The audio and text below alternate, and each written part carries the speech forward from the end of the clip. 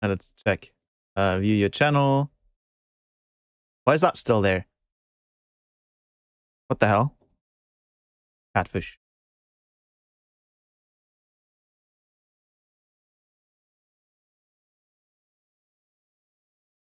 Ich? I mean...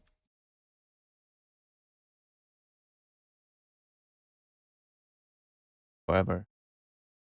Warum ist der andere noch live? Ja, ist wegen YouTube. Huh? Oh, it's working. Oh, it's working. Yeah, it's working. It's just a black screen. Yeah, it's working. It's just a black screen. Yeah, it's working. It's just a black screen. See? There you go. It's just a black screen. Right.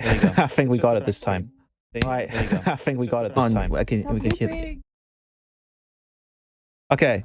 So, so auto stop is disabled.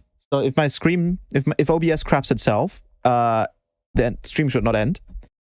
And we are currently using the GPU to encode and decode, which is good. So my CPU is being spared. Great. Awesome. So everything should work now.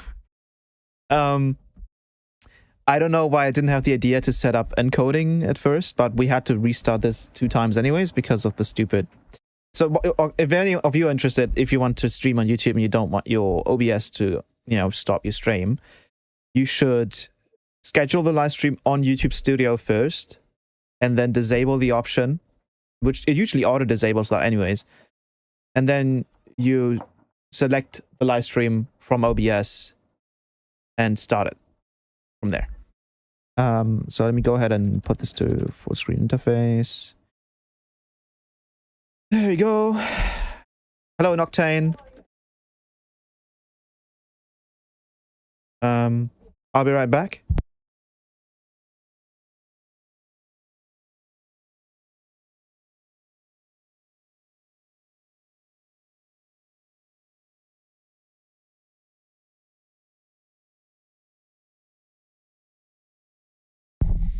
All right, sorry about that. There's some people in the background.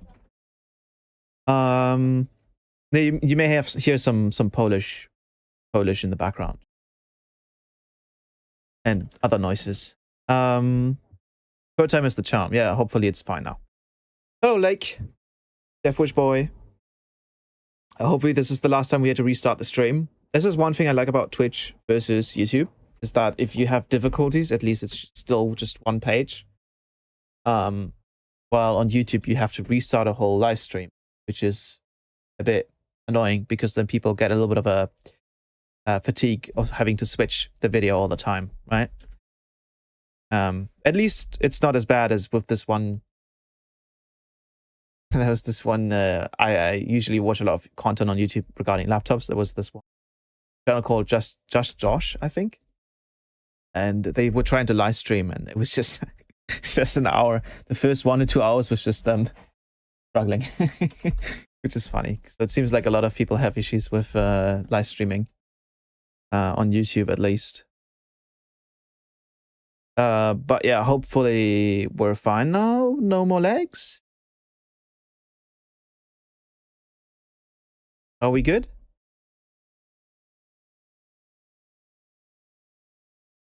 Let me check what my YouTube chat is, because I did have an extra window, but now it's gone. View docs. YouTube live no chat. I need that over here. It's not like this though.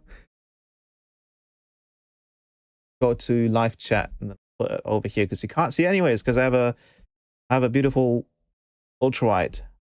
There we go. And then on the bottom, I wanted the stats window, which is not supposed to be there.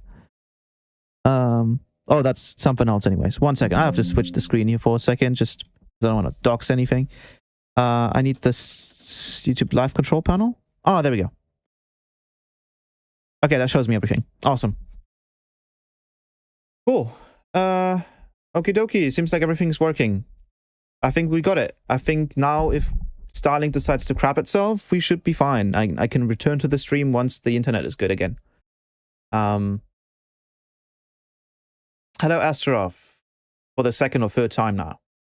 Welcome back to the third stream. I think I can now actually change the title. Just without the title, because won't have to.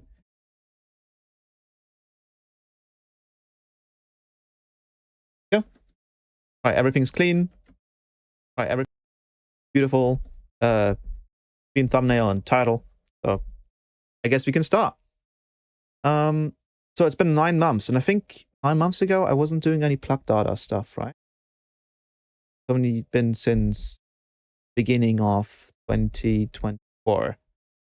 Means that me streaming now means that you guys, some of you guys may not know all the stuff I've been doing on the Patreon, but essentially I've been moving from snap heap racks and Ableton racks to something a little bit more sophisticated, with more with way more possibilities, which is plug data. Some of you may know of it, some of you may not. I know there's a bunch of people probably watching from the Patreon who know, but for the people who are just watching on YouTube and they're just glad I'm streaming again, if you see a few really cool plugins that do really cool things in this video, on this live stream, then it's because I've been making these in that plugin.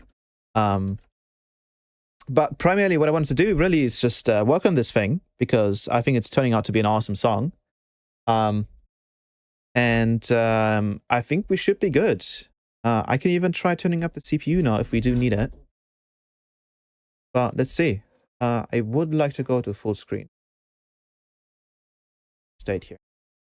I could, though, because we are losing a little bit of screen real estate now. It's set. Oh, weird. Of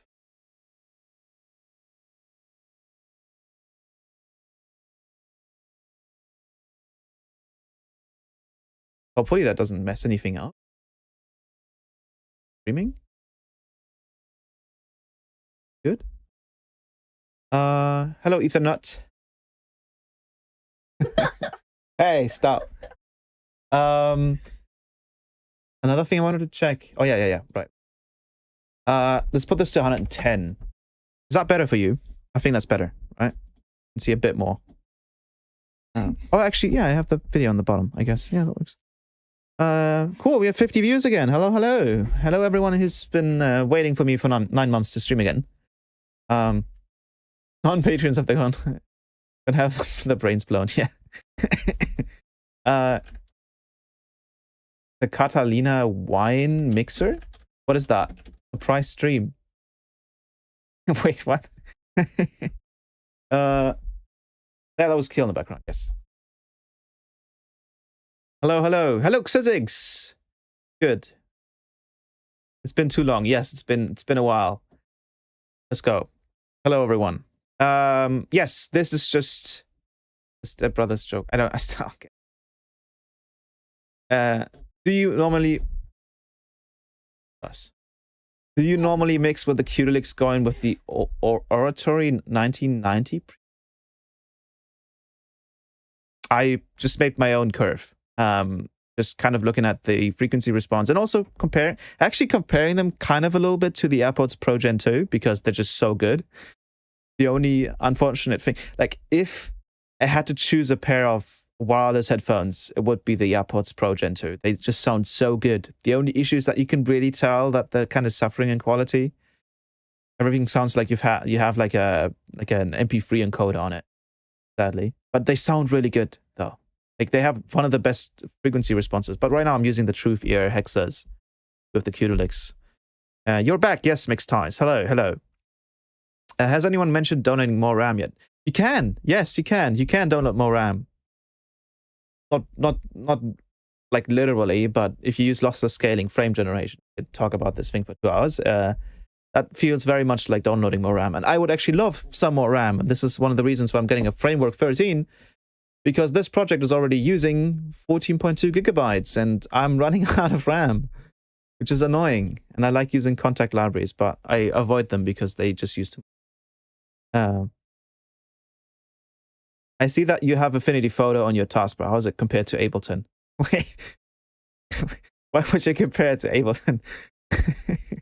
Although, yeah, I was gonna say, uh, you could make music in Affinity Photo if you were to just draw something and then send it into a resynthesizer, a recent image.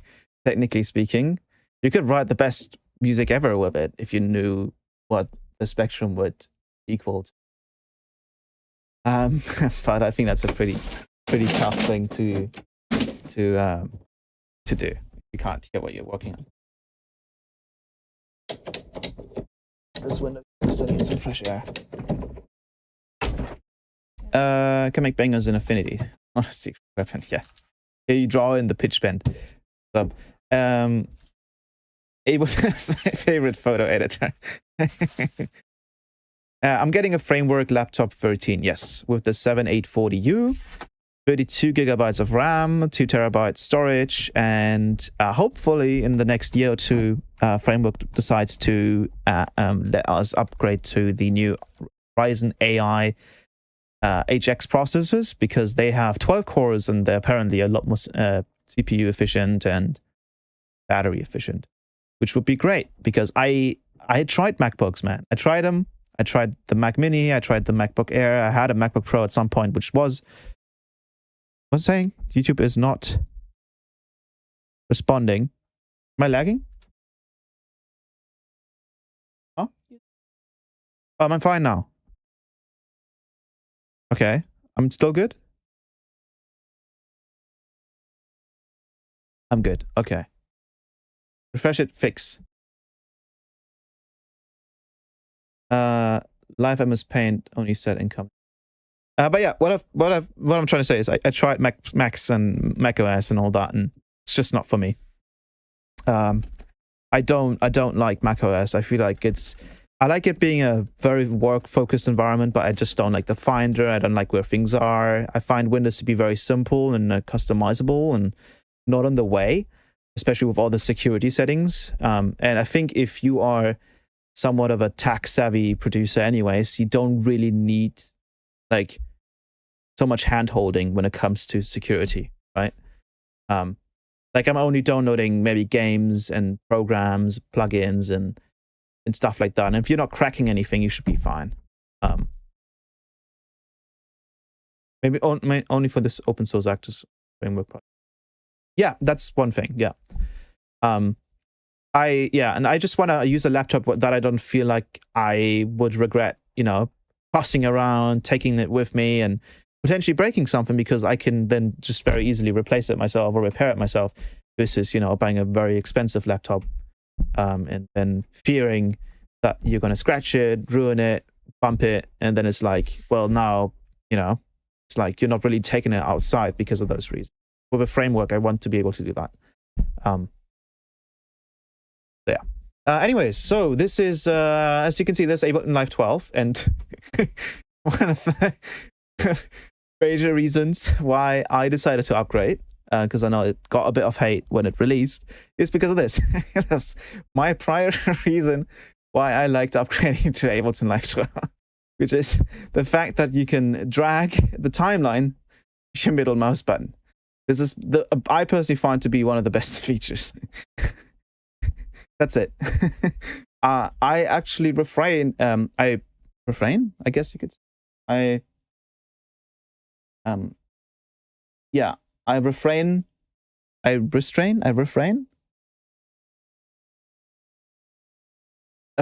Diffuse? Refuse. Right, that was the word. Sorry. I refuse to use any Macs or Live devices anymore. At least on Windows, everything's unstable. If you start using them in bigger projects, you are running the risk of it constantly crashing, then corrupting, and then, good luck with that. So I primarily use Faceplant, Snapheap, and all that kind of stuff.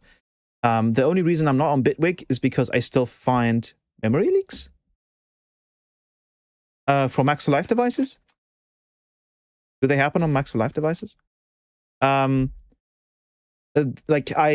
only thing not having me move to Bitwig is the workflow. I do find Ableton is just superior in workflow, regardless of the Macs for Live device stuff. That's why I'm actually not missing it that much. But it's just annoying to see that they keep updating this software, and then more and more of the devices are using Max Live, which is annoying because it's just not stable on Windows. I know a lot of people on macOS haven't had any issues, and that's probably one of the primary reasons why there's such a big market for Max Live devices, because if everyone was using Windows and they would have the experience that most of us have, it just wouldn't be profitable, right? Which is why I am using block data for anything that is more complex than or similar to Max Live, right? Yes, I've had lots of issues on bigger projects on Live 12. Oh yeah, I will look out for memory leaks, but should be okay. I'm not using any Max Live devices, so it should be okay. And if I do still experience memory leaks, it might be a plugin, which I do know actually block data when it was in the phase between 0.8.3 and 0.9. It had it was the scariest thing I've ever seen. It had a VRAM leak. So you had it's scary because most graphics cards maybe have like 6 to 8 gigabytes RAM. So you'd go to your GPU, you'd open up block data, and then one of my patches, you'd see this dedicated GPU memory usage just go up in a line like this up until the top until Ableton crashed. And it's like on maybe a mid-range GPU, it's not that scary because you think, oh, it's filling up 6 or 8 gigabytes. But when it's filling up 24 gigs, it's very scary looking. I tried Bitwig and I also kind of didn't like how it's organized and all that. Also kind of didn't like the design as a whole. But yeah, Bitwig has it's very strange, but it has a weird boxed-in design where I feel like it's not quite giving you the amount of space for the playlist that Ableton gives you. It's kind of weird. It just feels like you're kind of boxed in. Which honestly, Ableton is kind of similar because you have, not really. No, yeah. Ableton is like mainly the bottom and the left, right? And then the top right, the middle is for the playlist. So I think that's why Bitwig feels so boxed in. Which I know you can probably move stuff around in Bitwig, but still. I just felt that way. Block data jump scare. Oh yeah. Oh, I can also open up the visualizer. I do still have it. Another benefit of running on this computer is that I have everything on here that I've been doing recently. So one of the things is the little 2011 visualizer that I did.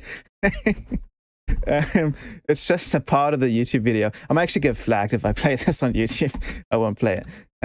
Even though I don't care about monetization. So should I have the visualizer open? I'll open it. Have it here. I'll make it smaller though.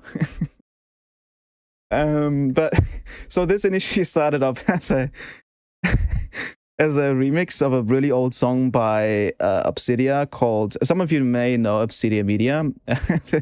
The song is called yeah, this might be copyright strike, and not copyright strike, but probably copyright claim.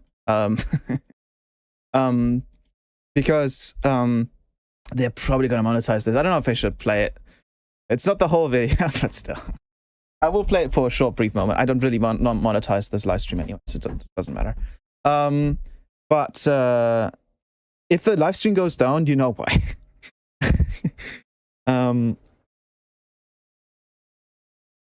But where was I? I forgot my train of thought.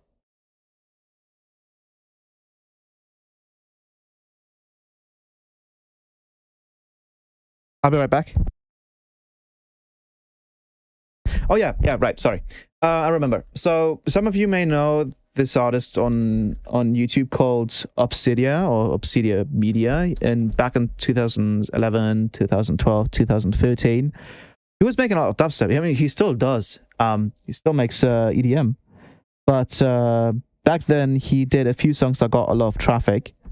One of them was this. I can actually probably open up on YouTube. It would be fun.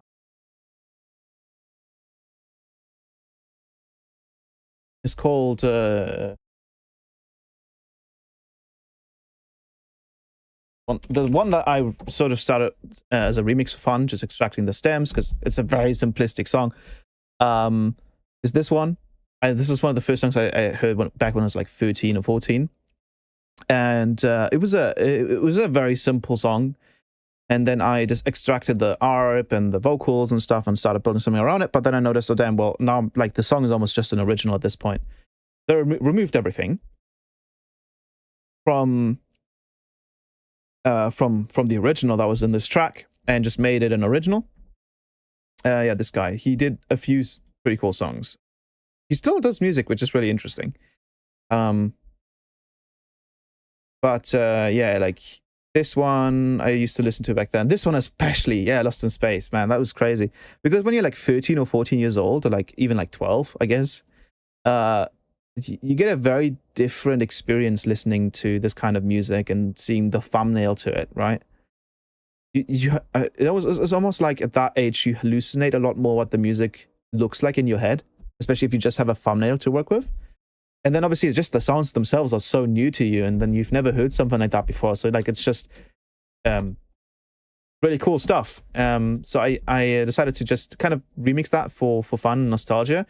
But then it just turned out to be such a cool song that I decided to just make it an original. And that actually was the reason why I wanted to do that specifically is because of Synthesizer V and Vocal Flex, which I'm going to be talking about in this stream as well. Cooking, thanks for Chroma. No problem. Resonator. I did not do Resonator though. But if you combine Resonator and Chroma, you can get some pretty cool stuff. Hello, company. How you doing? Dexter Jetstone. That's chat. When's the next plugin? Well, next month. I'm not sure which one I'm going to do first. Either like a really good Spectral gate or N-sub, but in plug data, and then with an additive oscillator as the sub. I wanted to like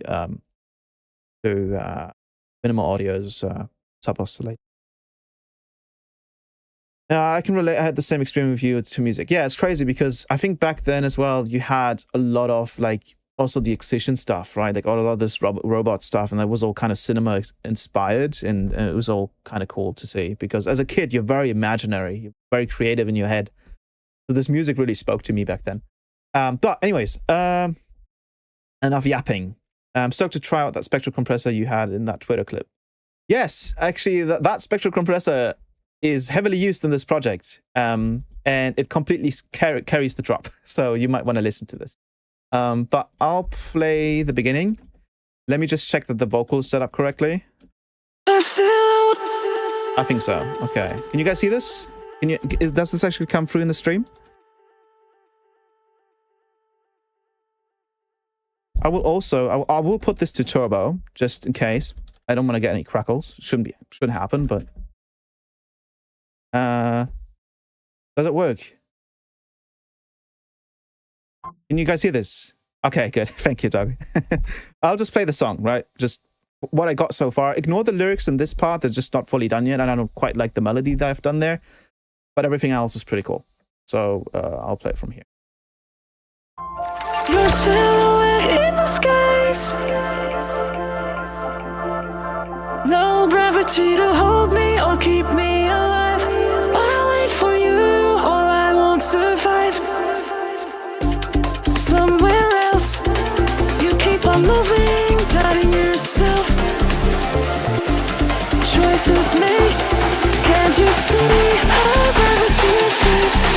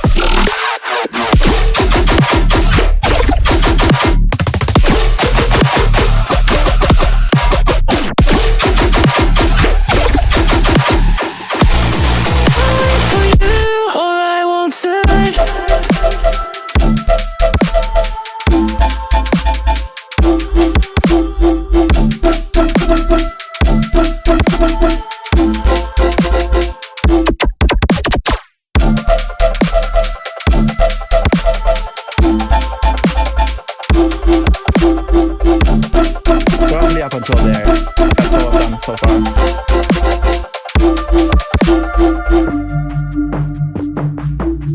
And then this is actually still the old ARP melody. That's everything about that original is out of this project. Actually, also forgot to enable the ARP in the intro. In the skies, no gravity to hold me or keep me alive. I wait for you or I won't survive. Yes, the vocal is gaslighting you right now. At this very moment, this vocal is not real. The person singing this is not real.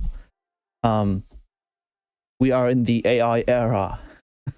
It's a clever mixture of speech synthesis, which is using vocal synthesizer V, which then also has partial AI in it to just do the pitch envelope that you have. Essentially, it's kind of trying to just replicate very natural pitch envelopes for the vocals.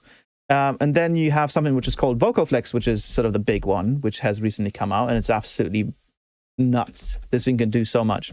If I wanted to, for example, just have the vocal be sung an octave lower and have it sound absolutely natural. Your silhouette in the skies,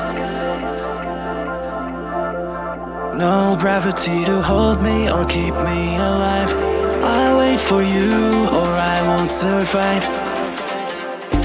Somewhere else, you keep on moving, But you can tell, like, at that point, the original signal that's coming into VocalFlex is not at that pitch. So there's some weird things that happen because it's trying to play at a different octave.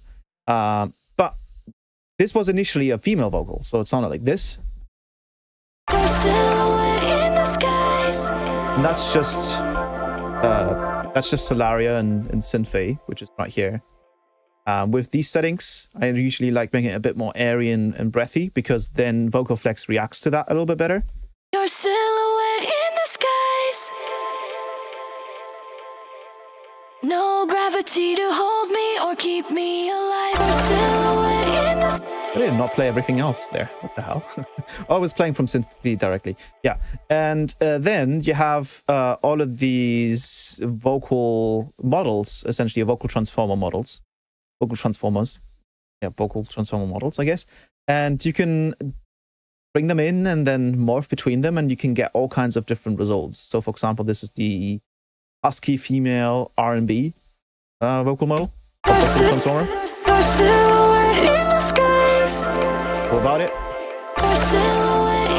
It's also louder. I've made it louder, so I could probably just add a utility in front of it. Just make sure that we have the same volume going on. 60B, reset this. Your silhouette in the skies. Your silhouette in the skies. Louder even. No gravity to hold me or keep me alive. I'll play this without it. Hold me or keep me alive. And then we can try the bright female J-pop, for example. Hold me or keep me alive. Hold me or keep me alive. Hold me or keep me alive. Or the delicate female J-pop. Hold me or keep me alive. I'll wait for you or I won't survive. This one is just there for fun. I can remove that one. And the nasal raspy actually didn't sound that bad, I think. Hold me or keep me alive. I'll wait for you or I won't survive. But the huge thing about this is that not only are you changing the original vocal, which is awesome. I mean, we already have so much deviation from the age-old, oh, I'm just going to use a splice Cara vocal because it sounds cool and just works instantly with my track. And it's like, great, now you have a bunch of copyright problems and everyone's going to be like, oh, well, Eliminate made this track as well. Which some of you may understand that reference. The thing about Synthesizer V Studio is that if you do not get good vocals out of this, it's a skill issue because you have to actually get good with the software. You have to know how to write lyrics, you have to know what sounds good, what sort of melodies sound good, and also how to talk or speak the English language and sort of in a more, not so school type way, but sort of an abstract sort of slang type way. And then as well, so far I've personally found Solaria to be the absolute best vocal bank because you have so much options to actually change the way it's sung. But then if you run this through VocalFlex, you have another layer of transformation that is really clean. And now you essentially just get, you know, like a proper singer. Crazy part about VocalFlex is as well is that when you buy VocalFlex, it's a bit annoying to actually buy and get because you have to do a identity verification, because if, say, you're some scammer and you're trying to, I don't know, like drag in some English Microsoft IT person in here and then try to pretend like you're from Microsoft, the legal issues that can result from that, obviously Dreamtonics doesn't want to have anything to do with that. So they essentially say, well, we want your information so that if you do illegal stuff with this, we got you, right? Like, we know who you are, essentially, which is the idea. So if you just use this for music, it's totally fine. But if you actually do something illegal with this, then there's a bit more of a concern, which there should be anyways, honestly. But besides that, the amazing thing about VocalFlex, and I find it so crazy that Dreamtonics did this, is that they include all of these vocal transformers, which is ridiculous because try getting the voice of a singer to give you a license to their voice. Like try to do that, right? Like, it's either super expensive or you're gonna have to do some like royalty splits and stuff, and then it might be like a year-long issue, and then the question is like, what happens when the song blows up and all that kind of stuff, right? It's like same issue with like splice vocals, really. It's like, if a song gets so big, you know, Taro could be like, well, can we do something about this after the fact, right? Or like stuff like that. It's like, using vocals from other people is always a bit of a hassle. Making them yourself is the best thing, not only because it's original and more creative and could be, you know, miles better than what you're currently using in a project, but also just artistically, you're able to tell a story. And actually with this, I was trying to not just yap with the lyrics. I was trying to tell a bit of a story because, you know, how I have the branding going on. Idea was that you essentially have two people that were, say, in a spaceship, and they were on a planet, and maybe the other person was trying to get something from somewhere else, and they've been missing for a few days. So the one person's just sort of isolated on that one planet, just waiting for that person to arrive. So if you try and listen to the vocals, you can kind of tell that story a little bit in there. And I also have some great ideas for the music video and all that. But that's the cool part. It's like you have full flexibility with Synthesizer V. You can change everything and anything at any time. You can adjust the vocals and the lyrics. So I'd say, for example, I go in here, I could go modify, insert lyrics. I can adjust all of that, right? It's awesome. Use a little bit of ChatGPT here and there, maybe to help you out a bit with just words that rhyme, or maybe just what it would suggest to continue a certain phrase with in this sort of context, which is great. So that's how I got the vocal. And then I ran it through VocalFlex. Initially, I had this part here. A silhouette in the skies. No gravity to hold me or keep me alive. I wait for you or I won't survive. But then I actually tried out the male vocal, which is up here, the smooth male C-pop. It sounds really cool that way as well. In the skies. No gravity to hold me or keep me alive. I wait for you or I won't survive.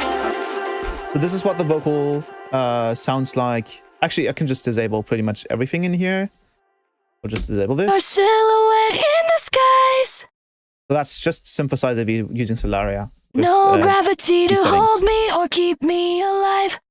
So that voice that you're hearing here is synthesized. It's not real. Right? It's not real. It's not AI.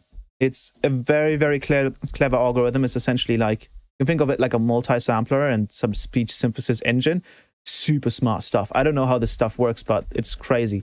They've been doing this a long time, and I think in China and Japan with Vocaloid and stuff. But now, like, they've been like, oh well, let's actually try it with like non-digital voices, and let's try building something really special. And I think Solaria was a huge success.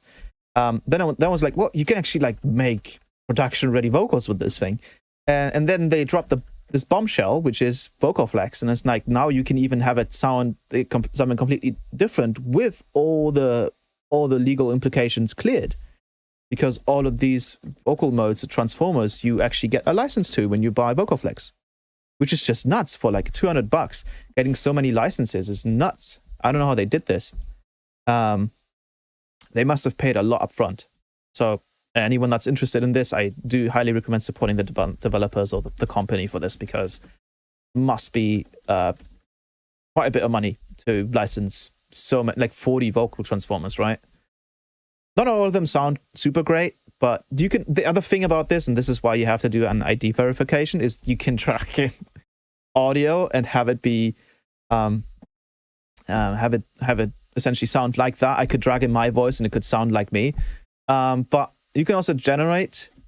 I think The silhouette in the skies. you hit apply. No gravity to hold me or keep me alive. I'll wait for you or I won't That's survive. synthesized, so I could go random. Somewhere else. You keep on moving, doubting yourself. But obviously, not all of them sound great because they don't really have much natural character. But the other thing that you can do is you can import a piece of audio and then have it essentially in real time make a vocal transform out of it. I could probably drag in like sample.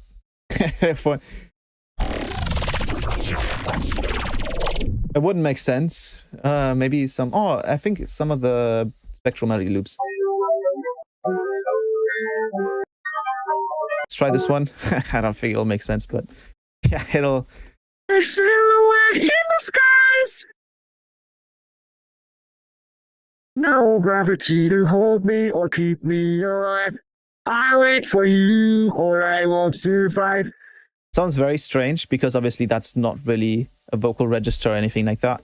But I did try this with SpongeBob, for example, and it worked really, really well. Like those online, platform ones that you know. But this is obviously for serious work, so this is for music. So this sounded really The good. silhouette in the skies. And then I'm also processing this with this thing, which is called Specomp Lite, which is, as you can see, because there's an N before the name, this is one of my plugins that I've done, or my patches more so, because it's not an individual plugin. It's not a binary, not a DLL file. It's just a patch for plug data. And this is a spectral compressor. You may have seen some content about spectral compressors on YouTube. I think AU5 did a pretty good video on those. But I found most spectral compressors to, like, especially the Melda and Spectral Dynamics was awesome. But it is a Melda plugin, so you have to deal with the interface. And what I found and realized, and I think this might also be the case for people like AU5 and stuff that are very sort of deep into not only just production but like sound engineering, is that you can only really make use of these tools if you know how to use the interfaces that are given to you, which for Spectral Compressor by I think that on that GitHub and Spectral Dynamics, your average Joe just wouldn't really know what to do with it, to be honest. And Specomp Lite and Specomp was supposed to be sort of a much easier approach to still getting you the full functionality of what it really is like to do downwards and upwards compression spectrally over 512 bands. And Specomp Lite is even more so simplified to just give you free presets even. You can see on the bottom here you have the star preset, which I think I'm currently using, the sort of the default preset, and the squash preset, which is sort of similar to like someone like OTT. The silhouette in the skies. Your silhouette in the sky. Your silhouette in So the we're sort of getting OTT-esque sort of compression where we're just really sort of solidifying the vocal, making it consistent, without any phase shift, without any phase problems, anything like that. It's just super clean. Why is my Steam open? Right? Yes, please shut down Steam. Well, you don't need to be on my front screen, thank you. Then I just have some reverb and delay being section compressed in a high pass. Your silhouette in the skies. Now, what's really cool about Vocal Flex is that, for example, you could do a double. So you could have a female and a male vocal sing the same thing. For example, I could duplicate Vocal Flex, this, and I want to have an individual instance of Nectar, of course. And I could grab kilohertz house effect on the vocal that's supposed to be sort of the double on the sides. And I could say, well, I want this to be a female vocal. So, for example, somewhere around here. I'll make it a bit quieter. And then I want the male vocal to be an octave lower so we can actually differentiate the two. Sounds like this. Your silhouette in the skies. No gravity to hold me or keep me alive. So if I play that in context. Your silhouette in the skies. No gravity to hold me or keep me alive. I wait for you or I won't survive. Somewhere else, you keep on moving, doubting yourself. Choices made, can't you see how gravity fades?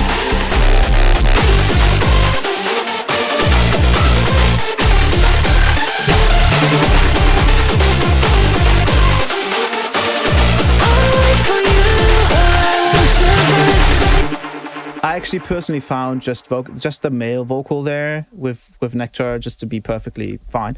Another thing you can do as well on top of all of this, if you use, for example, Nectar, you could go into the formant shifter, pitch it down. A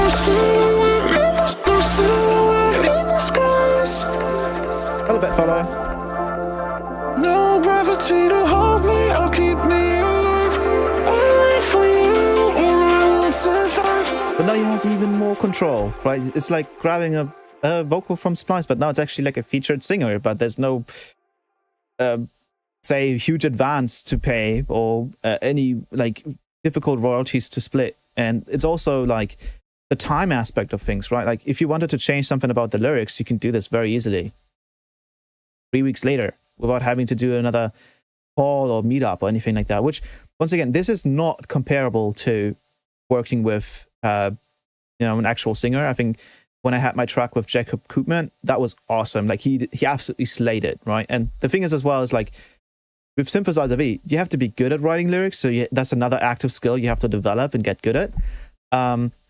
Well, these guys, obviously, that's their profession. So like they're just going to do a better job regardless, because that's just all they do all the time, right?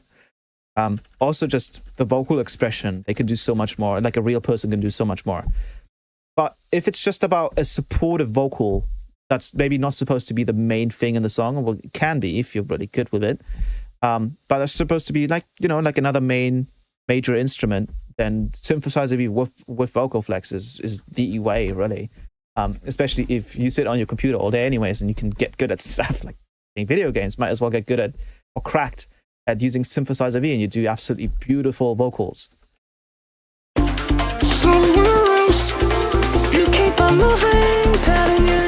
The only thing I don't like is like this first part I think is awesome. I did a good job at that, but the second part I find the vocal itself I think sounds good. The range is a bit too samey for me. But we could do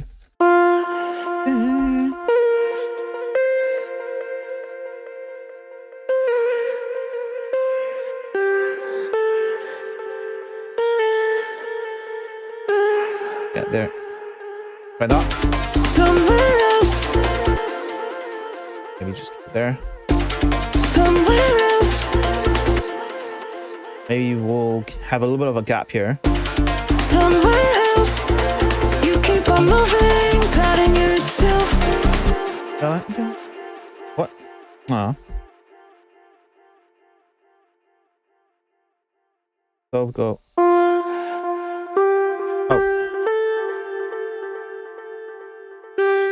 So you can see how just like, I can re-sing the melody and then just quickly change the notes. And now. Somewhere else, you keep on moving, doubting yourself.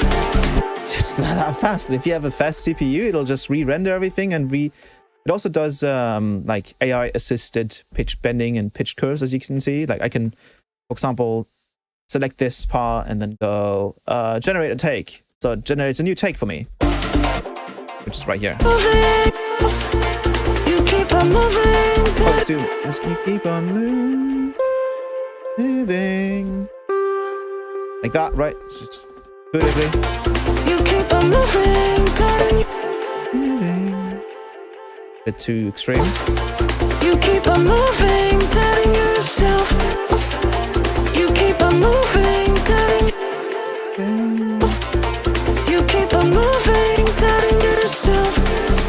Stuff like that, you can easily change, you know, the distance between notes and the syllables and all that kind of stuff. It's, once again, if you suck at this, you just get good, right? I keep going on with that sort of mentality because I suck at this. I'm still bad at this. I do know, like, I do roughly know what decent vocals sound like, but I think this is a skill you have to develop with this. You have to use it a bunch, get good at it, suck in the beginning, get good at it, and then over time, you'll actually be a good lyricist and songwriter in that aspect as well. It's just something that we probably usually don't consider because we just grab vocals from Splice, right? Your silhouette in the skies. I have the ARP. Keep me alive. I'll wait for you, or I won't survive. Then another interesting thing we can talk about is the main melody. First key. So this melody is partially hallucinated, which I usually now use the word hallucinating because that's essentially what happens when you think of a melody or you have inspiration for a melody, right? It's just your brain making stuff up, but usually contextually. But another thing that I like about Live 12, I'm going to give it some slack for this, is some slack, I guess the opposite, is the generative melodies that it can generate. So if you go and just have an empty MIDI, I'll solo maybe the ARP.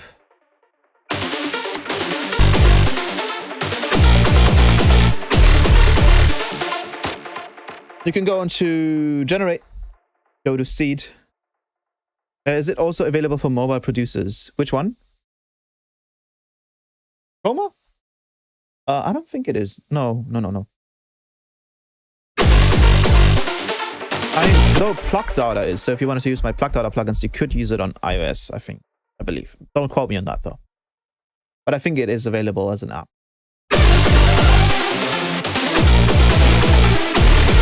So for example, I'll disable these here, just have the bass line.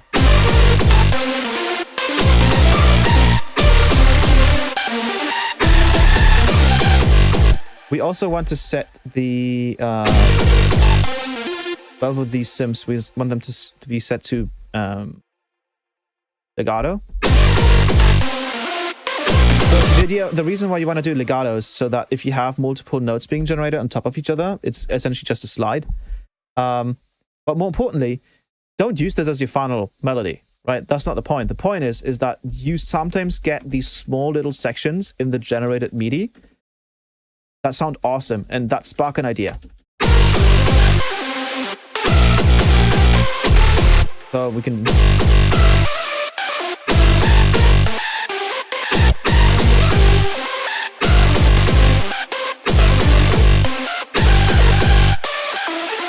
like a ba-bum, ba-bum, ba-bum, ba-bum, ba-bum, ba-bum.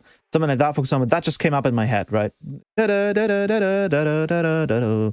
like that. So you just keep generating until your brain is like, oh, this sounds kind of cool.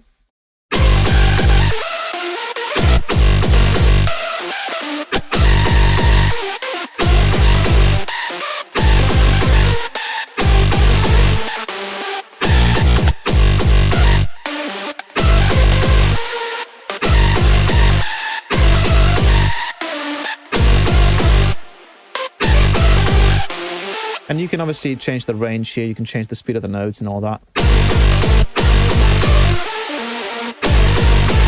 You can change the density so there's less going on.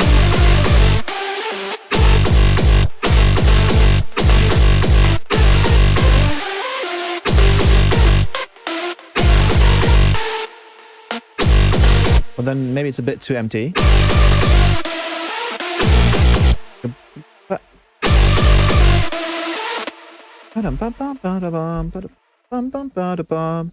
Right now we have... There's like some melody in there. Something that you could potentially use, right? So I think that's how I initially started, and then I think the whole B section here in the melodies just kind of improvised. Wanted it to sound different, like it was concluding the melody.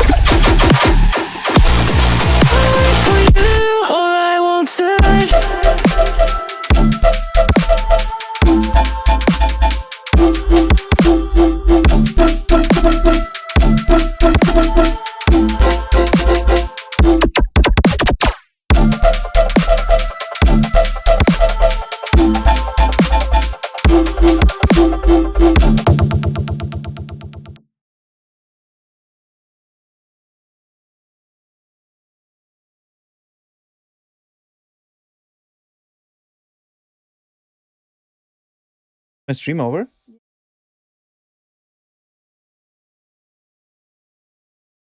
But I'm still streaming.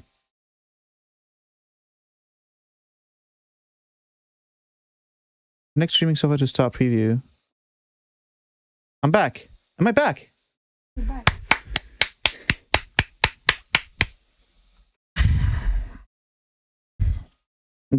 Were you able to hear that? Yeah. What I just did? Yes, I was not gooning. I was clapping because OBS works. We're back. The stream is not over. Yes, it's good that I fixed that. Okay, perfect. So I think Starlink just crapped itself for like a minute. Now we're back. That's the goal. Oh. What's your approach to mixing? What's some of the best advice you can give? I'm always so impressed with every song you put out. Thank you very much. Actually, recently mixing has been a lot easier for me since I started using Spec Comp. This is not, it is kind of a self-plug, but yeah, it just makes mixing a lot easier because all the sounds you're working with are essentially sort of catered towards pink noise, which pink noise is very easy to mix. But yeah, I guess everything's working. We did actually drop quite a bit in viewers, it seems, because I think a lot of people thought that the stream was just over. There's a bit of a switcheroo. It's not that bad though.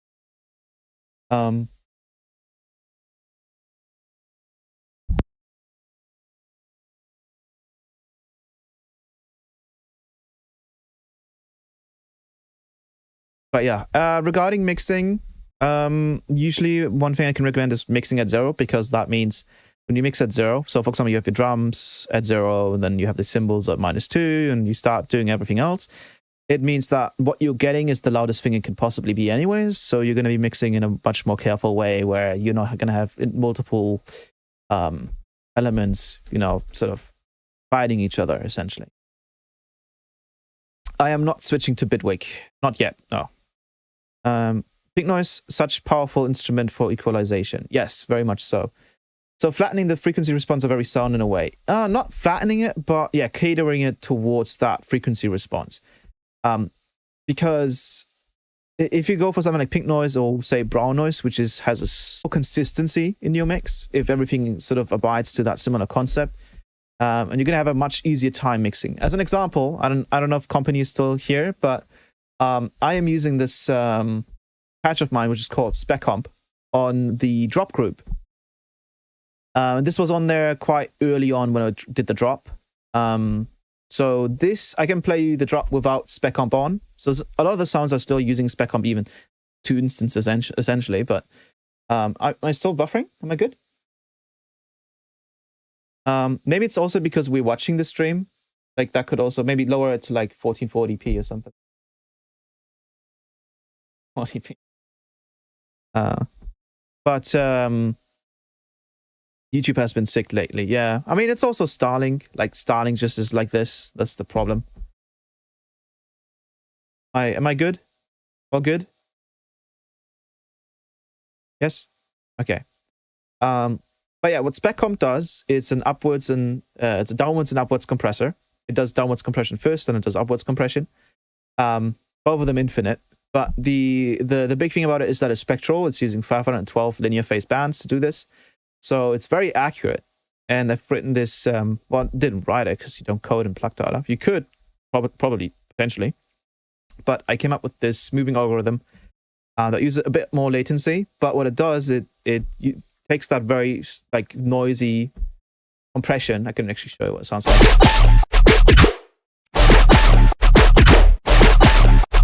It actually sounds quite decent here on this scenario.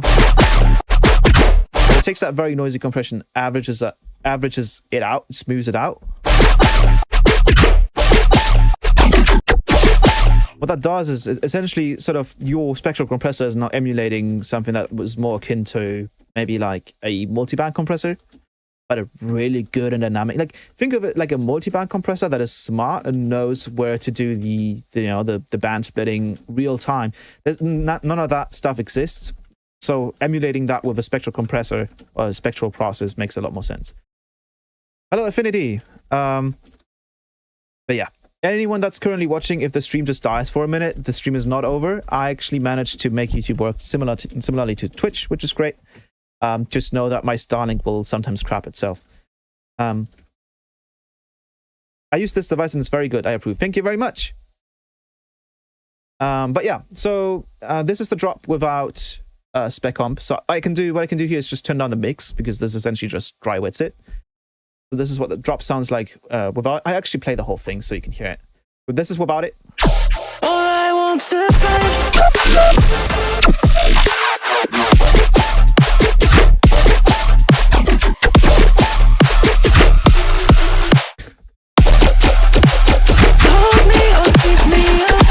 You can see like the volume is all over the place, right? Some sounds are louder, some are quieter, some have way too much, some don't, some don't. And then as well, everything loses energy. With SpecComp enabled, it sounds like this. All I want to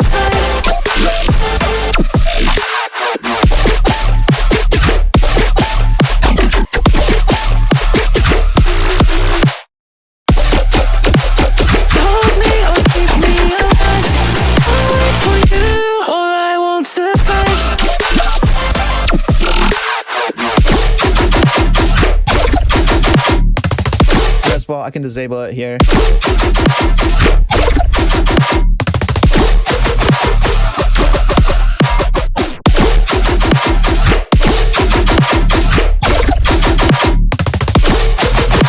It kind of mixes the song by itself. Yes, you could see it that way. Basically, you could even potentially throw it on the master. And funny enough, I did this when I was doing a show a few months ago.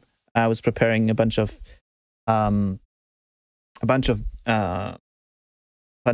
edits, and I did this with a lot of songs that I felt like the spectrum wasn't quite as powerful as I liked it to be, which turned out to be most songs except for VR's because his mix sounds are always great. Yeah, it's just like spectral compressors are just insane. If you know how to make how to optimize the workflow for what you're trying to do and achieve, they're great. I can actually put on the master as well and just show you what it sounds like if we were to just heavily compress the master. It actually sounds pretty good. I'll load up SpecComp Lite, put it on the heavy compression preset, and let's just see what it sounds like. I'm a little bit louder, maybe turn up the smooth just a notch. Yes, you can hear that delay will essentially play until it's reached absolute minimum in a TV.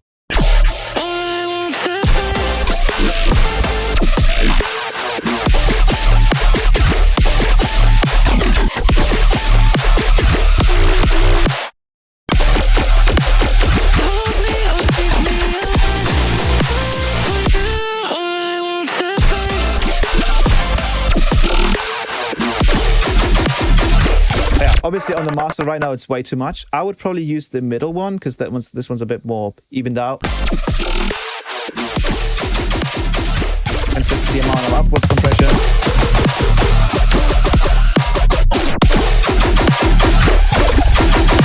And then I just have them sort of more aggressive, more energy, more energized.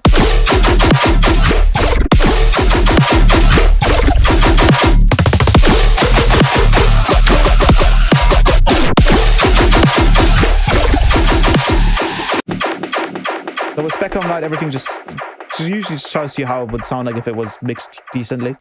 But you can use it for slight, like, modification of a spectrum, or you could use it just as a, you can actually use it as a limiter, as a clipper, as a compressor, as a enhancer, whatever you want to do. I essentially used it in the drop in conjunction with Faceplant, and my other new technique, which I've been doing, which I haven't, I mean, 9 months ago, I didn't even quite know you could do things this way, but usually if you design a sound in Serum or you design a sound in Faceplant, whatever, usually use filters to create formants and strong overtones and stuff. And I've just decided, well, what if you just use sine waves? Like, quite literally, if we just have a sine wave, that's the strongest formant you can possibly build. So what I do is I now have a process where I, at least for most bass sounds that I do, I will decouple the tonal component from the noise component, so I have control over both. Which was initially a thing I started doing in Current. If you guys know Minimal Audio's Current, I initially did it there with this warp mode called Contra, and because it was able to essentially just isolate the strongest harmonics of a wavetable, and then you could use that one part as a noisy part, one part as the tonal part. Then I was like, well, you can kind of just apply that concept to anything. Especially bass sounds, right? So what you could do, for example, is I could go into the main bass, which is right here. We still have, that's clean. 80. I could go in here, and then I have the sine wave playing a very specific note. I could go in and then just say, I want this sine wave to be, let's do like higher. You hear that sort of that main formant? Let's go lower. Lower. I could do that formant maybe.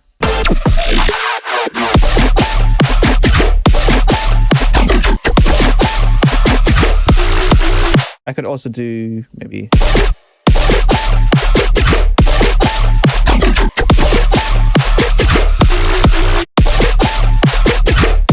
this one.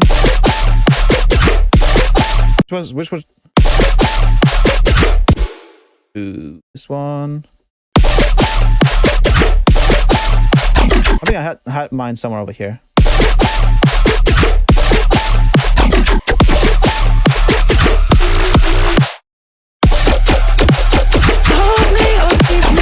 Yeah, that concept is basically everywhere, so even this sound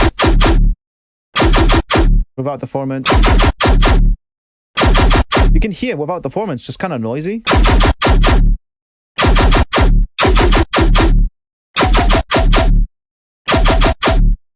The format really makes the difference here, and what you would want to do usually is have some way where the noisy component can partially affect the formant in some way, so they don't feel so detached from each other. One way is obviously post-processing them together, but usually ring modulation, you can do that. So you take, say, your noisy sound and you'd apply a little bit of ring modulation to that formant, so that both of them are essentially sort of affecting each other. Well, the noisy component doesn't need to be affected by the formant, but you get the idea. And then I'm using another one of my plaque data patches, and this was released recently. And this was essentially just by my own request, if you could say so, because I liked using this plugin by Zelda called Freeform Phase, which is essentially just a spectral delay.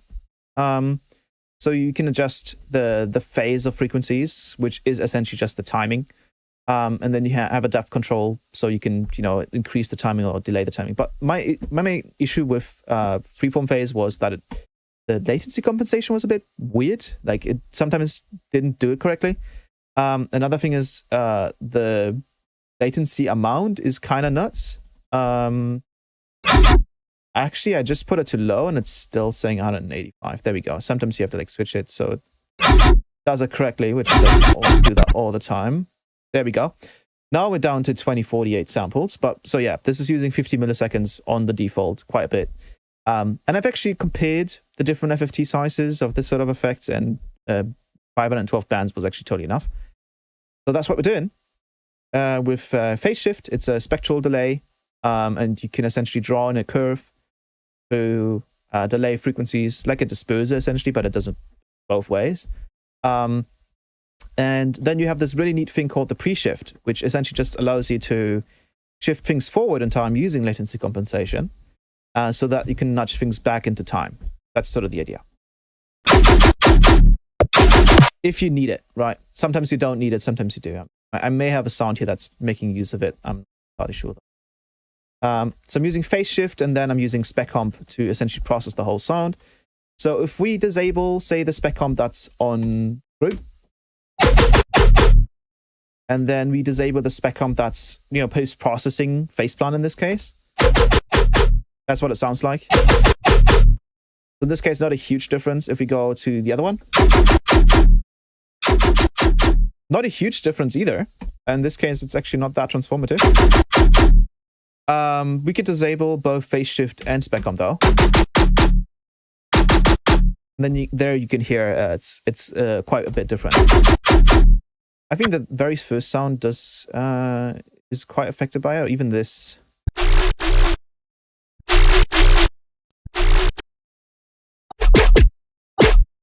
Disable these.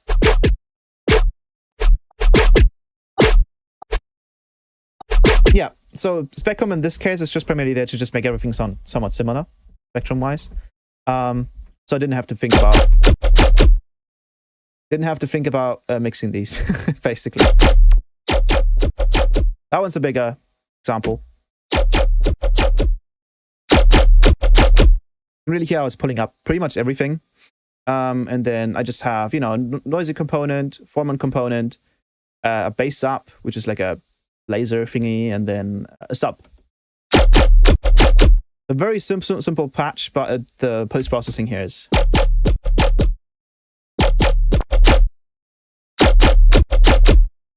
So it's giving it quite the power, I'd say. And then everything's gone into the main spec comp.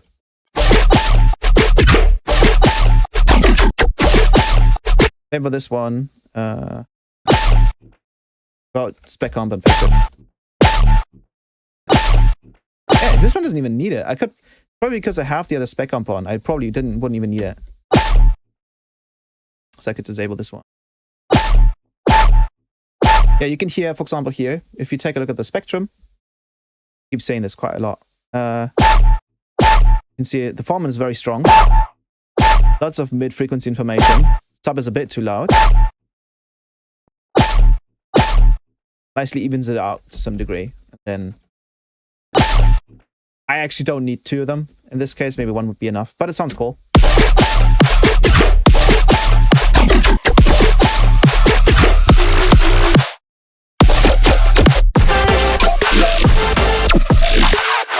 And here as well, this makes a huge difference. I don't need to disable both here. This is actually a preset from my kilohertz bank called ColorForge, which came out, I think, a couple of months ago. Some of these you can essentially treat like a Patreon phase plan preset, but this is all if you had a content bank or a preset pack with chroma essentially built in. That's sort of the idea. All of these have what was the pre-successor to chroma, which was the spectral scaler that I did in Snapheap. Every single preset in here has it, and the idea here is that it's super easy to use for whatever major or minor scale that you want to go with. There's a lot of generative stuff in here as well. I may be able to just show you guys one preset, which sounds pretty cool. I am going off on a tangent. I actually just want to use, but I think there's so much stuff to catch up on. Right here we have generative piano. So we're playing a C major. Let's grab That's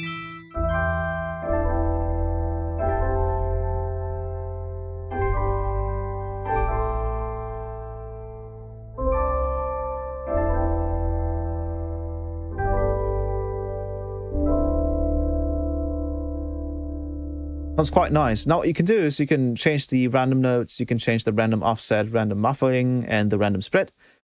Once you start turning these up quite a bit, it sounds incredibly sort of intentional, like someone was actually improvising this.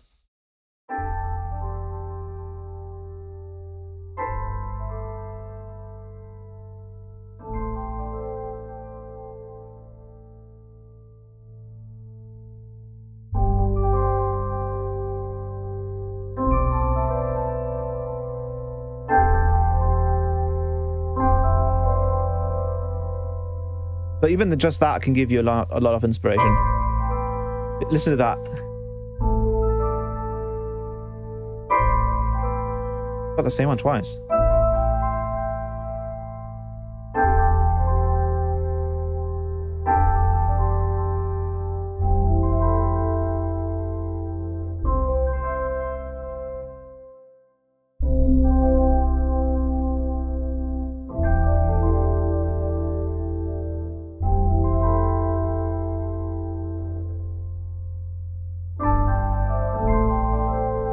But yeah, just I could do this while I was. A bunch of stuff. There's also one particular piece in here that's a bit OP. It's called the melodic dub engine. It's essentially a melodic dubstep bass sequence, drop sequence, and then it keeps playing the same chord until you change it, legato style, with your keyboard. I'm gonna make this. It's already quiet. So.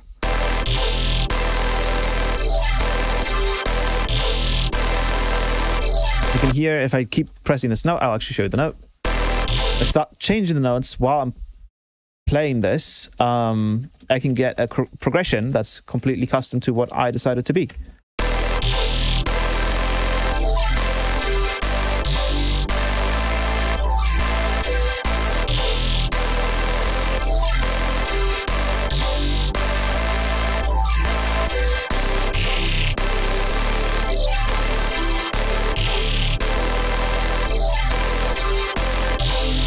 And then if you wanted to, you could switch it to a different scale on the fly. So we could go maybe like F minor, F.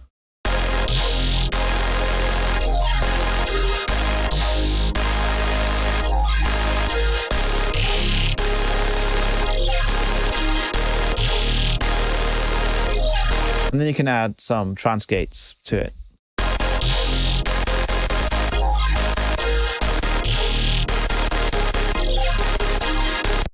Just a little chill, right? Just showing you a little bit what you can do with Color Forge, and then you can use some of these as song starters. So you could go with Lightspeed, something like that.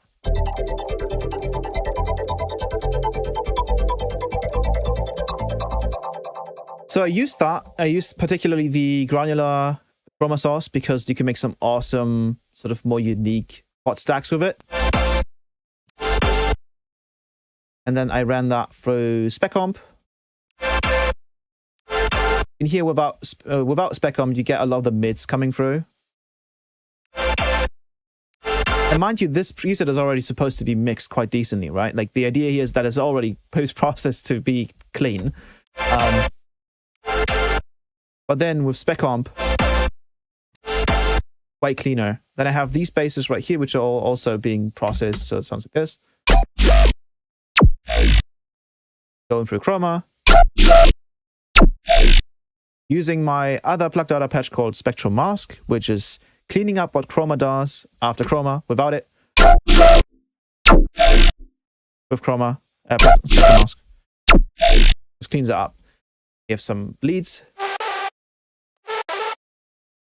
That obviously gets put up as well.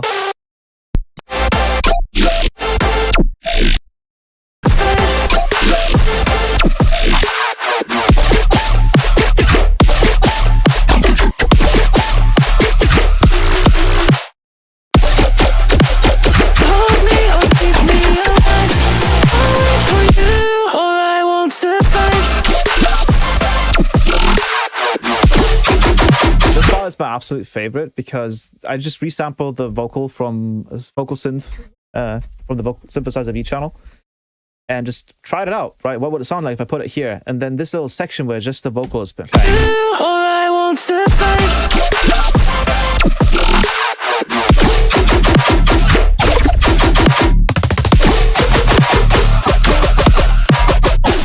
So clean. Now, I'm not 100% happy with the melody in the intro yet.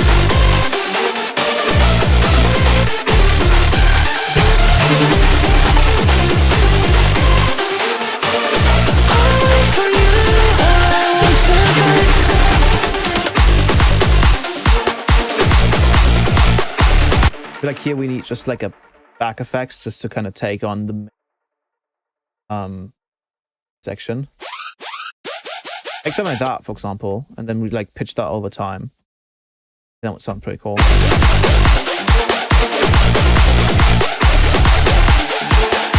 We'll take a shifter and then slowly start shifting it up over time as well.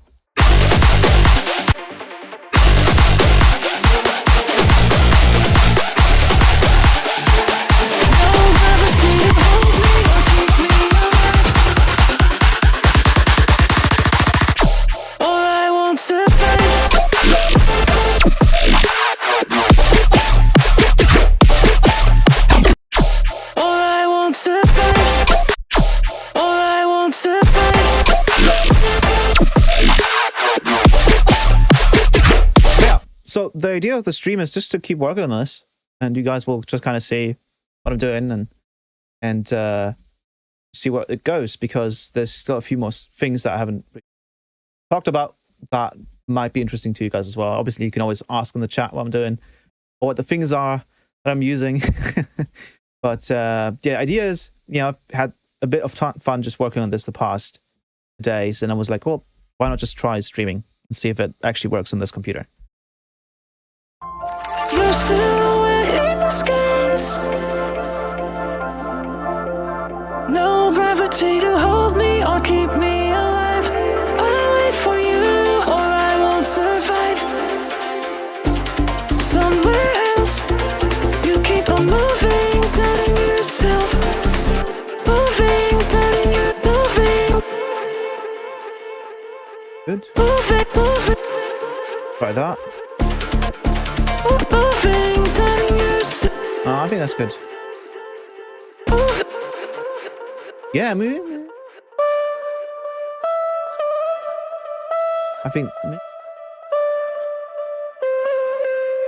that might sound better. Somewhere else, you keep on moving, doubting yourself. Yeah, I like that. I like that. Moving, doubting yourself. Choices made. Let's see if we can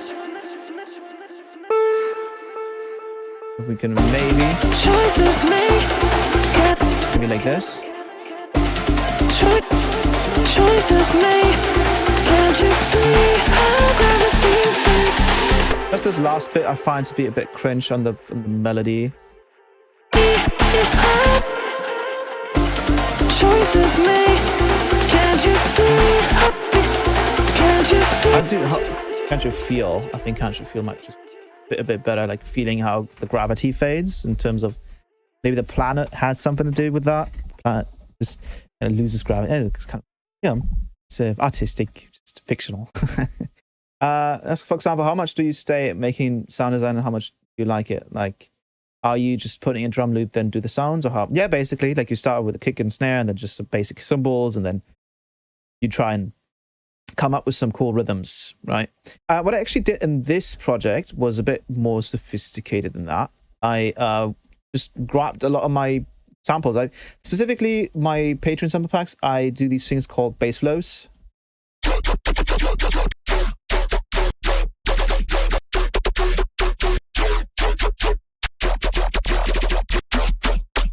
And I do these, sometimes I do these bass patterns.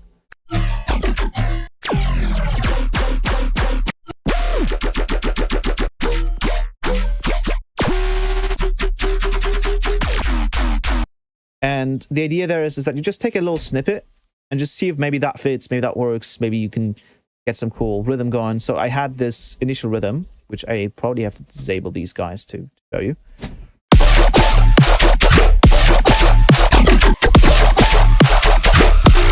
That was the initial rhythm that I just kind of came up with, and then I was like, well, I want something that has a bit more of a hook to it. So I think I simplified it a little bit, then gave it an accent on that second bass hit.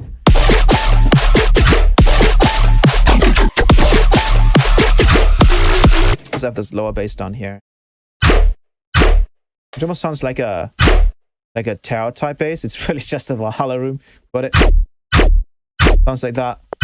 That's just the Valhalla room is doing all the work. A lot of tarot is funny enough is convolvers and clips. How do you compile your plug data patches? I don't compile them. You literally just download plug data at plugdata.org. It's free. It's available on Mac and Windows and all. And then all you do is you load up plug data, FX in this case, because it's an effect, right?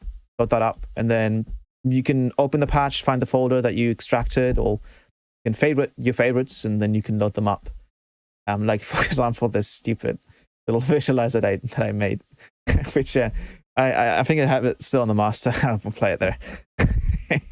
Yeah, I didn't play this actually. Let me play this.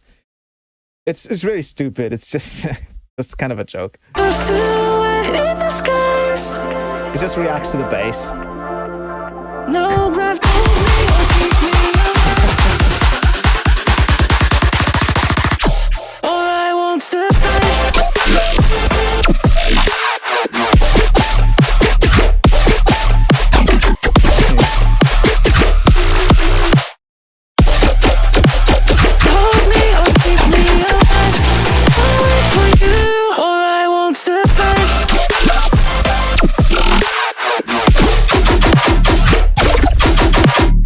It's funny.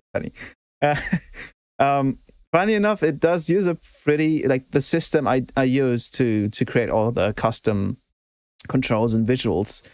It's making use of all that hard work that I put into that other system. So it's one hell of a use case of my time working on the actual plug data patches. But I found, why not just make a quick little visualizer just. Because initially it was a remix of an old 2011 song, and now it's obviously an original. Huge tune. Thank you very much. That's why I want to work on it live as well, because I think it's pretty cool. And also just showing off what Synthesizer V can do, right? But yeah, also yeah, you're right. I basically just use Spec Clip at this point. I don't use Smart Clip anymore because Spectral clippers are just so much more transparent. They're the most transparent clippers you can really find because they fix the root problem, which is frequency intermodulation distortion. Yes, that's all Synthesizer V, which is right here, and Vocal Flex, because I tune this female Solaria vocal to a male.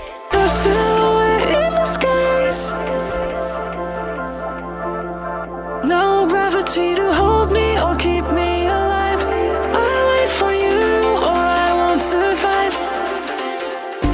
Somewhere else, you keep on moving, doubting yourself. I wonder if I should change that doubting yourself.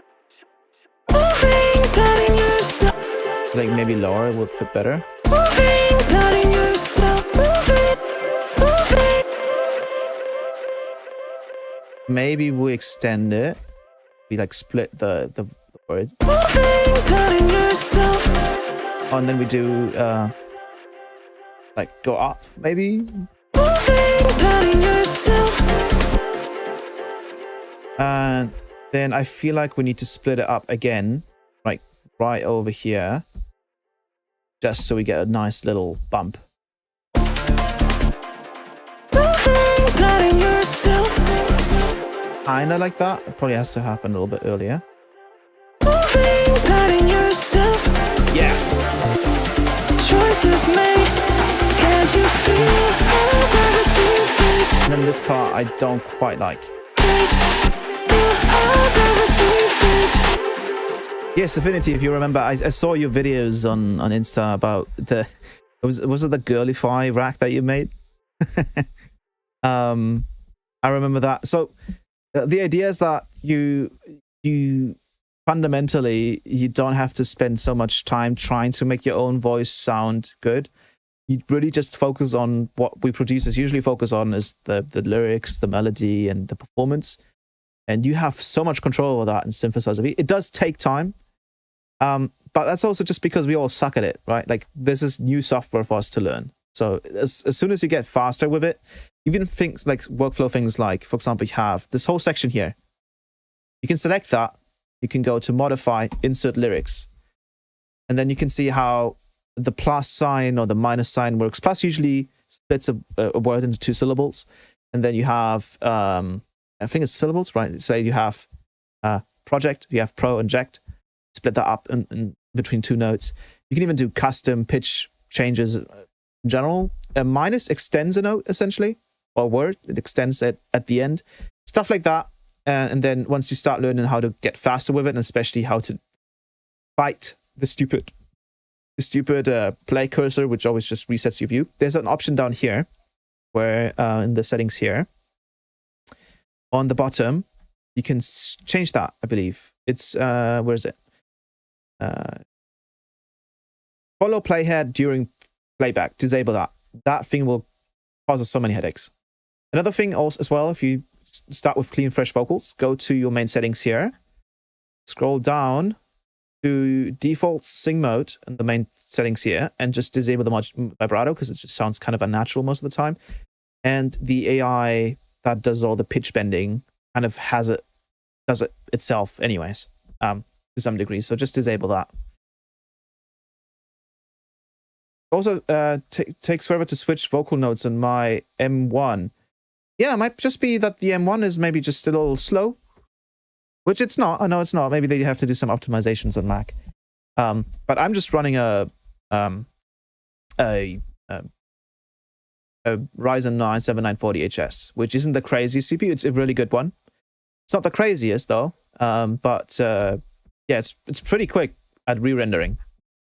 Maybe you have some options in here as well to speed that up. Choices made, can't you feel? Choices made, can't you feel?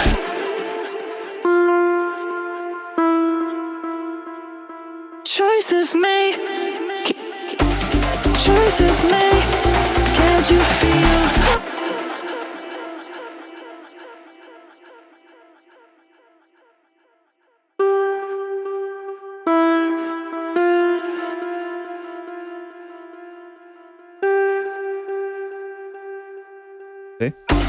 Choices made, can't you feel how gravity fits?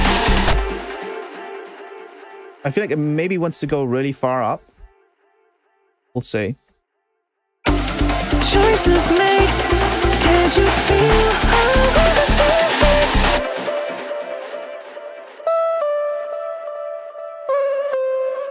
That's way too far up though. Go here.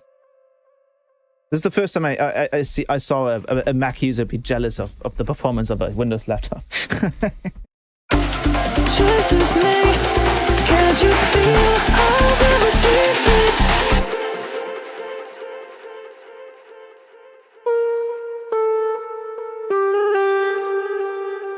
So you see, right, like where like Emberix, try ending with D or D sharp. Always works. I find D sharp. C, D sharp.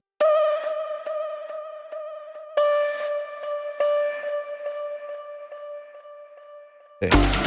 Choices made, choices made. Can't you feel how gravity fits? Maybe a little bit too high. I can try maybe like an octave down, but then would have to like modulate this to be maybe lower. Can't you feel how gravity fits? Try this one. Can't you feel how gravity fits? Fades. Try maybe that C. Can't you feel how Let's try and go down from. Can't you feel how gravity Oh. Can't you feel how gravity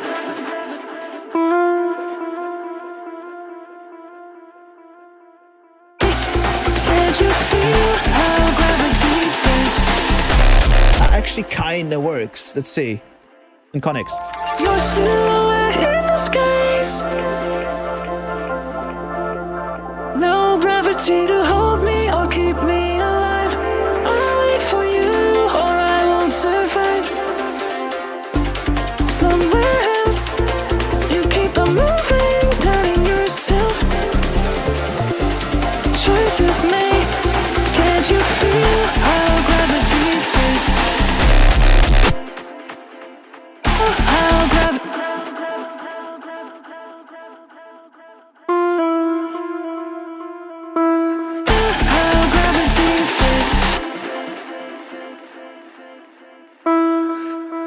So it wants to do. I have a feeling that it wants to do this.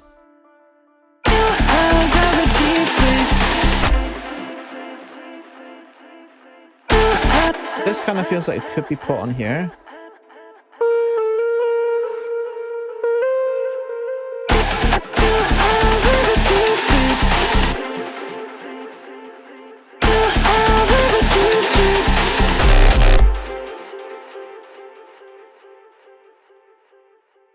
I mean,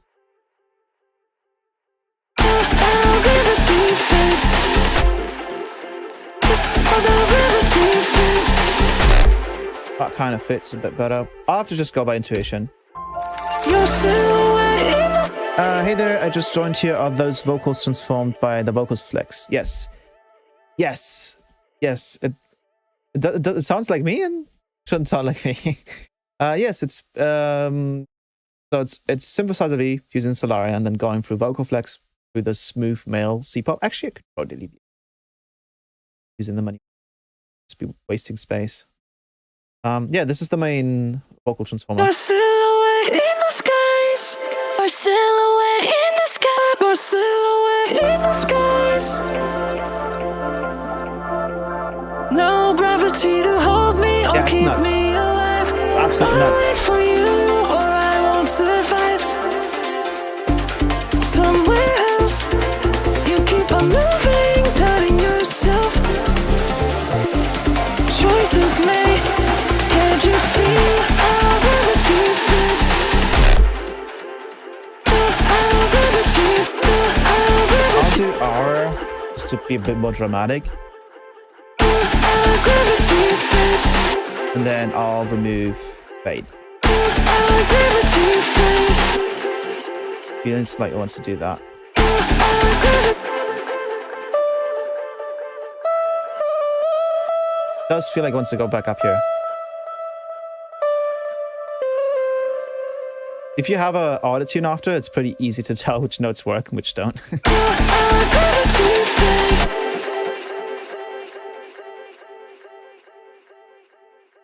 Oh, maybe do like a ridiculous run. Oh, that would be funny. Let's try it. Let's try and see if we can do a ridiculous run with with synth. Oh no,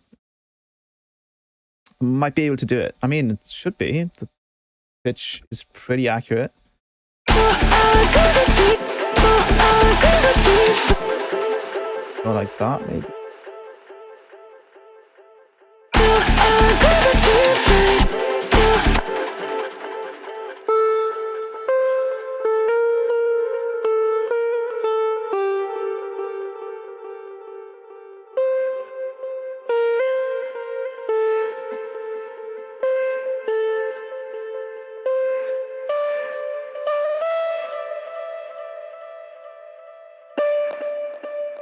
Do.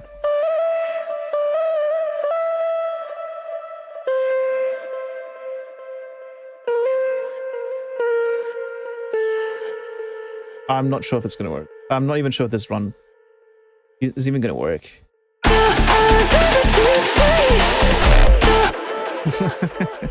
Sounds like it's just doing it too much. Another option is to just directly manually edit the pitch curve. That gives you the most control, but I probably don't want to do that.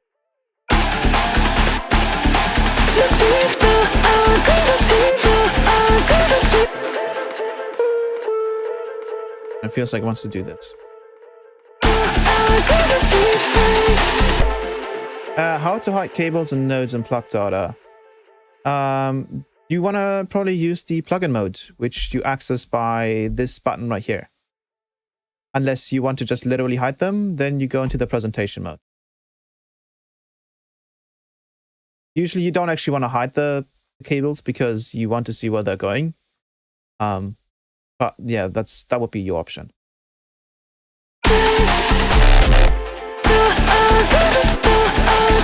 Let's go not so extreme.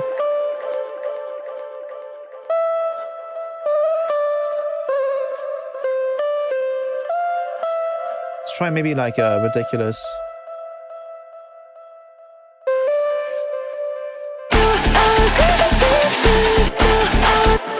And then lower. Ah, it sounds kind of sick. Let's try it. Let's see. I'm gonna save. No gravity to hold me or keep me alive. I wait for you or I won't survive. Somewhere else, you keep on moving, doubting yourself. Choices made, can't you feel our gravity fade? Our gravity, our gravity.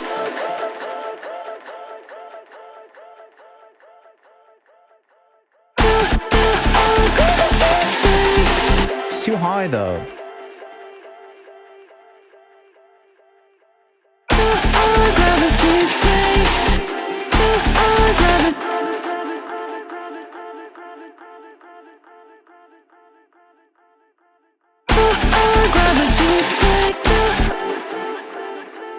Gravity.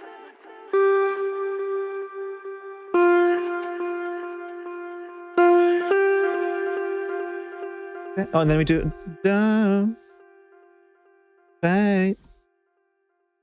So we do baby like that. I think that's what I have now.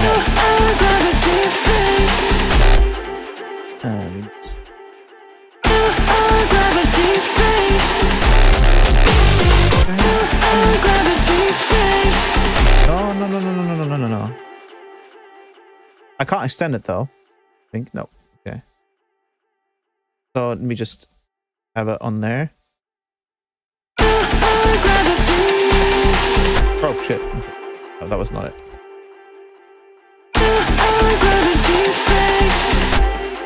Also too long.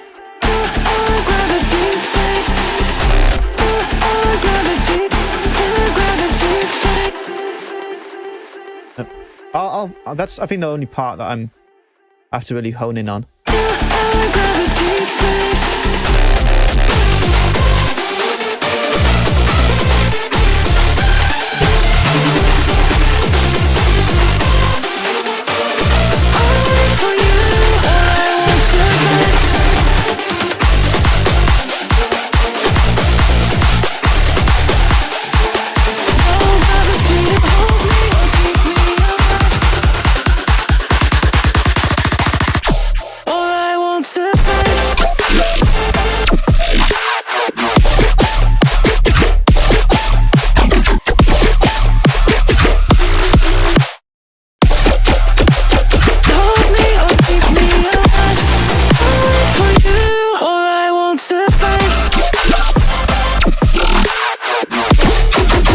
I want to be a little bit extra here and just add like a piano. And we will have to resample the piano or like flatten it straight away because I do not want to waste 800 megabytes for that piano bit. So let's get it right the first time. Yeah, another reason why I wanted to stream from this laptop or this computer is because I have all of my contact libraries on here. Even not even all of them. There's like they just, then I got complete audio. I think complete, no, just ultimate, no, just native instrument complete. I think that's what it's called. Literally just that. So I still don't even have all the contact libraries installed that I'm interested in.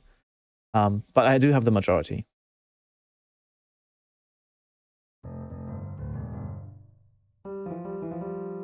Let me just say dynamic.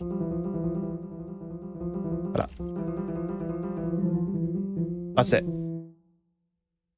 That's it.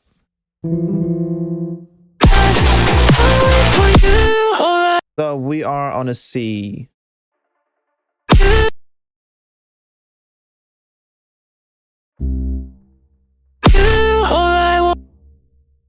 Way too aggressive on them.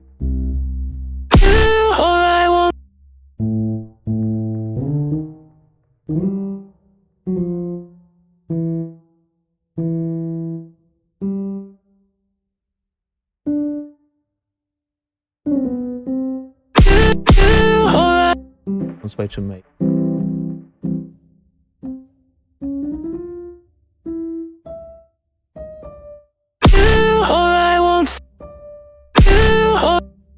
Those notes.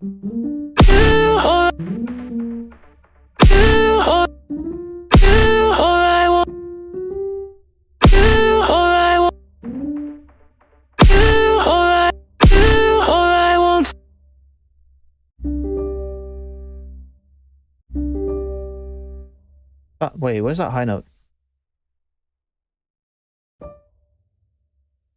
We are supposed to be on a C. Maybe we are one.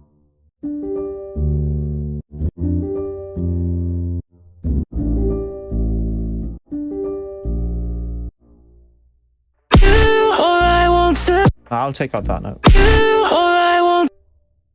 Hello, Catella. Got some side of V and vocal flex. Thanks, Nazca. No problem. No problem.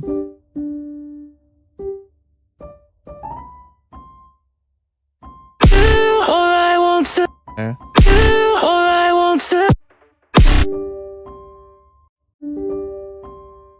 do feel like that.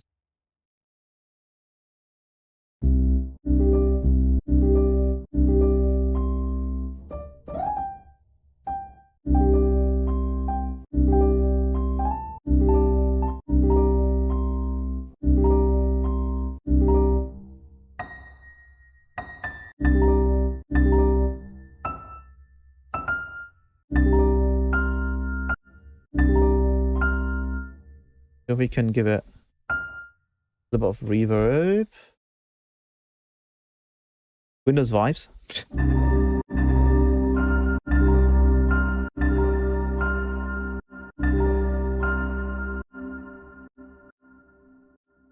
Give it a... so it doesn't bleed. It's a transitional chord, so it's kind of hard to get right.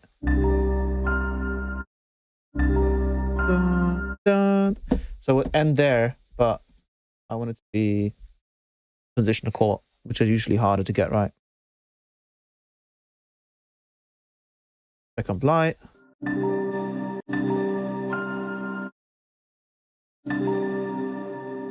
little bit. If that maybe works.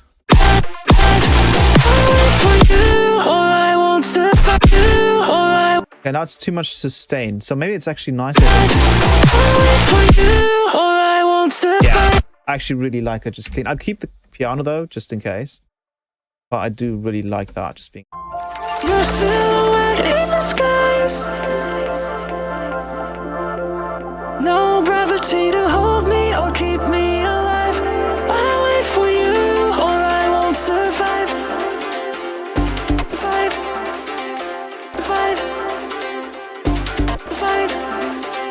Won't survive.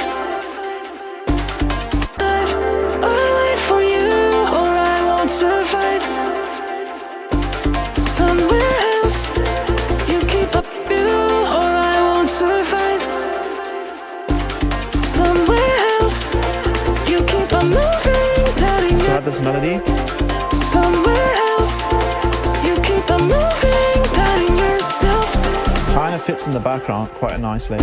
Somewhere else, you keep on moving, doubting yourself.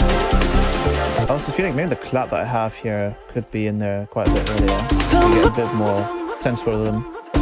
Somewhere else, you keep on moving. So like somewhere around here. Somewhere else, you keep on moving, doubting yourself.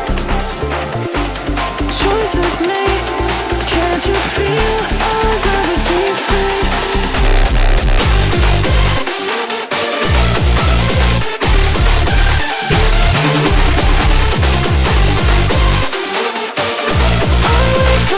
Maybe there's a way we can kind of like tease it. Your silhouette in the skies. Oh, we have the volume disabled here, of course. We don't even need this utility anymore. Your silhouette in the skies. We could like Your silhouette in the skies. just play that part.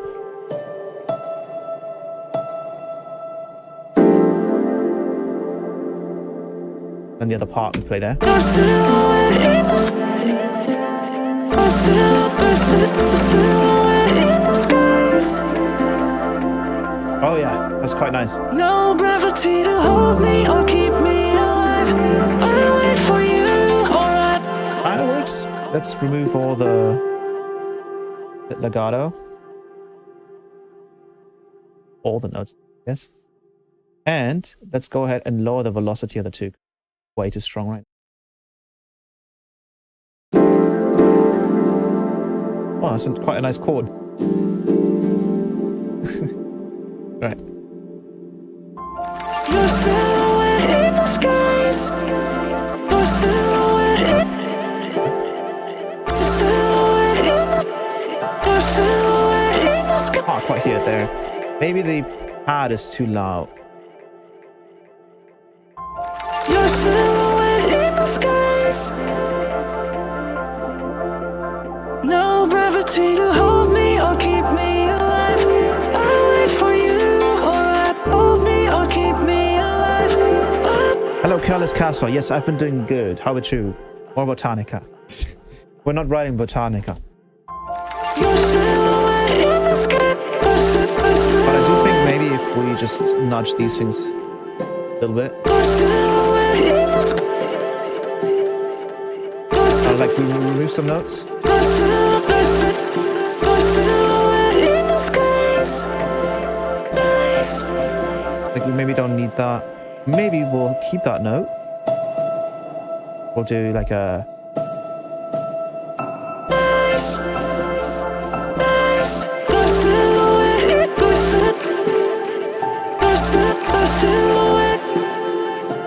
Your silhouette in the skies. No, hold me or keep me alive. Hold me up. We'll move that. Hold me or keep me alive. I wait for you. Hold me or keep me alive. And we'll keep it cleaner like that. A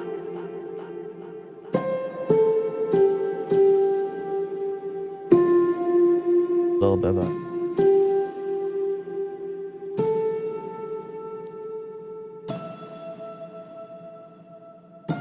A little bit extra. I wait for you.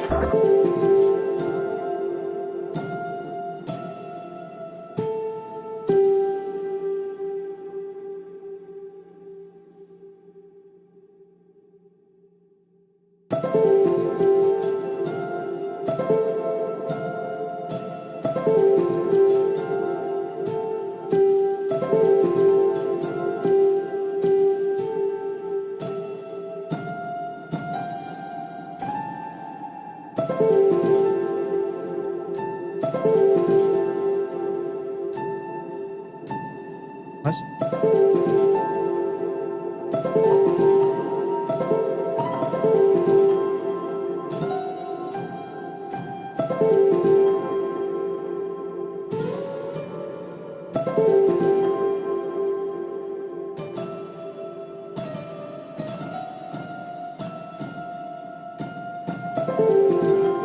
Yeah, there you go. So something soft like that. Our silhouette in the sky. No, there's too much happening here. I think no, that was oh, that's actually just the grains, I think.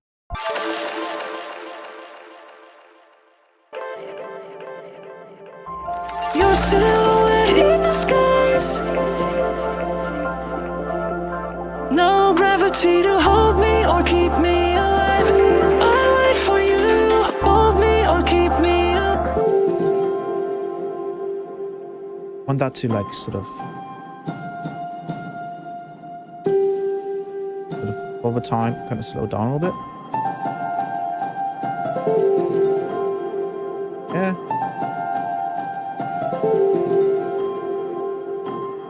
I know we have a strum tool,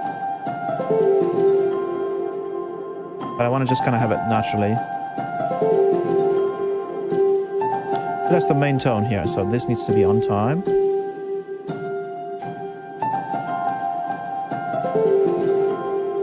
Basically, everything falls into place and sounds good. Please help me with this, please.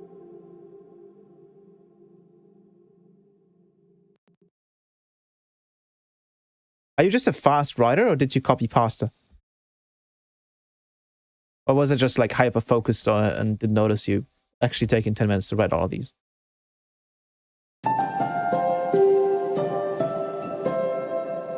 Your silhouette in the sky. Your silhouette in the skies. No gravity to hold me or keep me alive. I wait. In the name of these? Hold me or keep me alive.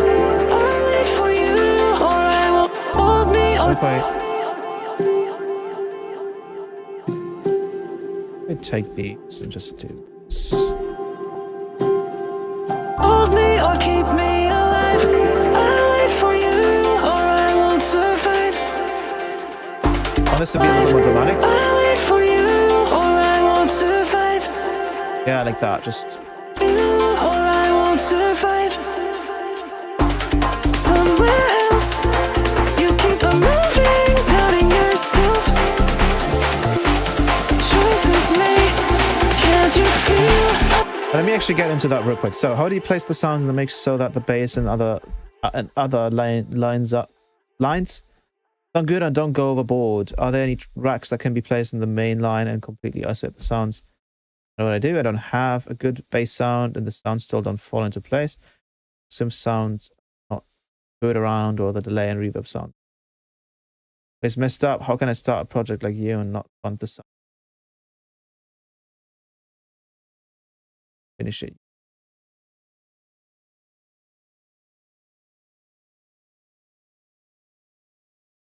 Oh yeah, that's basically just practice, what you mentioned there. It's just doing that thing over and over again. And you're going to be slow in the beginning, and then over time you're just going to be faster. A lot of it also has to do with just you using the DAW and getting good at it. So if you stick with a DAW and you get really fast with it, and you say get a bit of like muscle memory in whatever you're using, then like the DAW isn't in the way anymore of you getting the ideas out and getting the fixes done and all that stuff. It's just literally just keep doing it. I've been doing it since since probably 10 years now. Just takes a while to get there, right? I wait for you, or I won't survive.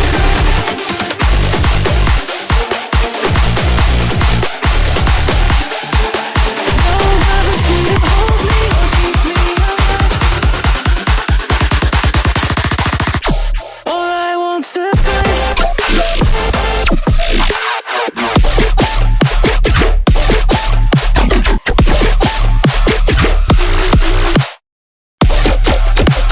Hold me or keep me alive. I wait for you, or I won't survive.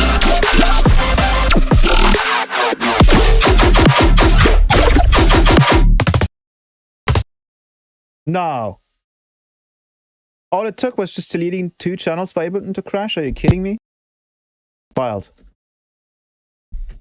All right, so if now I'm deleting channels, I need to actually stop the audio. Otherwise, this happens. That's crazy.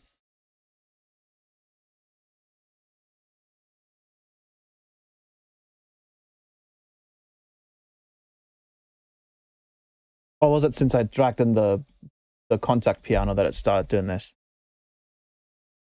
What do you mean Apple no crashing? I don't think this has much to do with Apple. I think this might just be contact because it just started getting unstable after I dragged in the piano.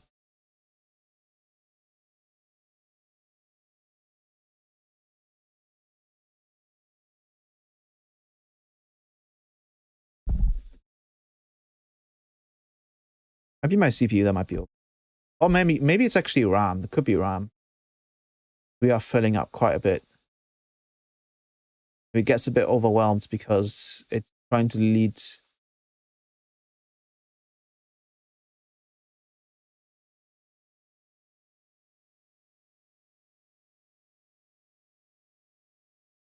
Crash audio in Zoom. Yeah, that's contact. Yeah, I believe it. Probably got something to do with contact. Contact isn't very stable in general.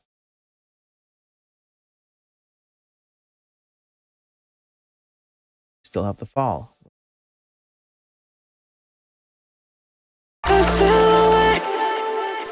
Also, I had this piano section here. Supposed to be gone. What? Where is it? Huh? Here? Hey, did I lose the piano? Did I not save the piano?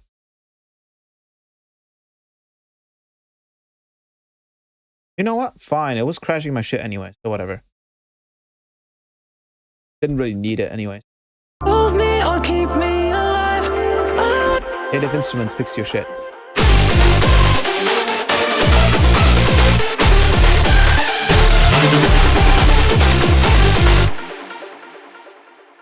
Right, again.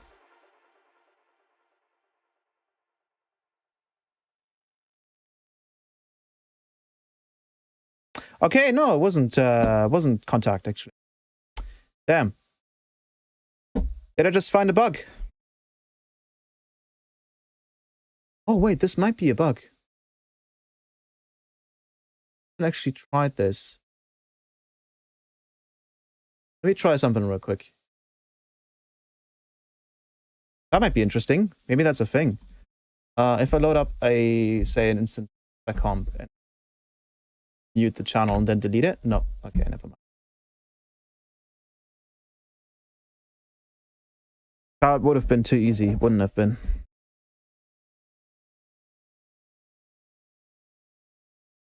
Oh, let's go. My framework is being prepared for shipping. Let's go. Why? Oh, that's so awesome because I ordered like at the end of this month, well, like 2 weeks ago, I think. So I was expecting to get my order like way into September, but now it seems like well,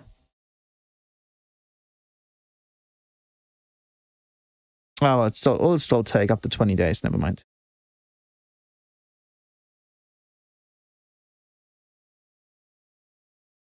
Yeah, that's great. Sweet. I'll have to fight with this one channel and see how I can lead it without crashing Ableton again. Yeah, it needs something like Bitwig where if the plugin crashes, it doesn't crash the whole, the whole DAW. That's like maybe like a good thing to have. Something in this channel is bugging out. I'm not sure what it is. I'm gonna just do okay. I'm gonna do something that might disable the audio engine, and then I'm gonna delete these channels, and then that should not have an effect on the CPU stuff.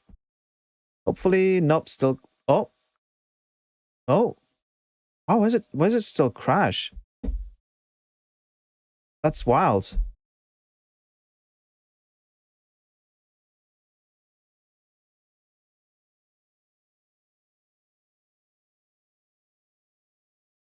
Ableton's like telling me, oh, you can't delete that channel. Sorry. No way. Bruh. Oh my god, this software. Extract the stems and switch to FL. Or Bitwig.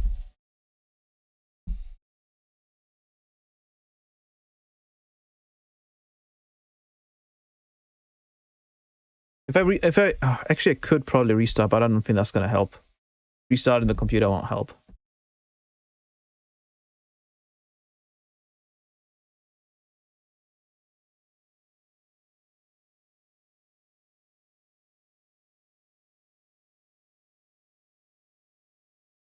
I have an idea though. Maybe that'll work. Let's.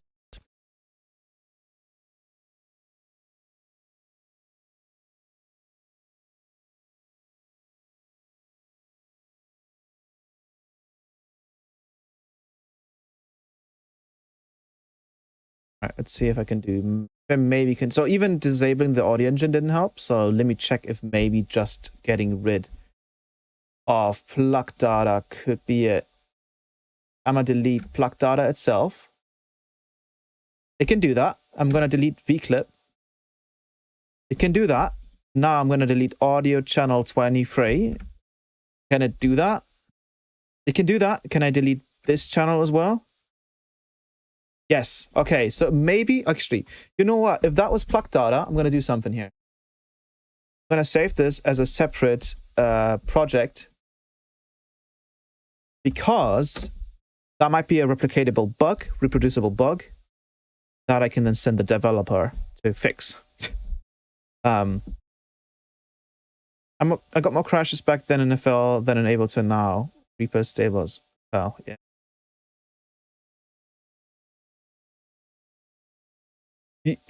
Gustavo, you said that like you're talking about like showering. You have to restart your computer for one, so otherwise it starts getting stinky. Your PC should be fine. Read Stefan. Really?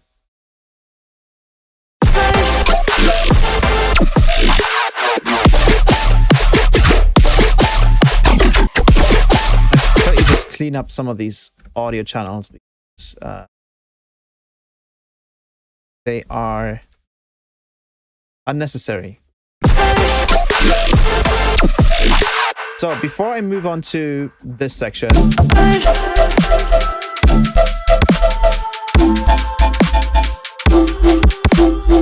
I wanted to just wrap up the vocal here. Somewhere else, you keep on moving, doubting yourself.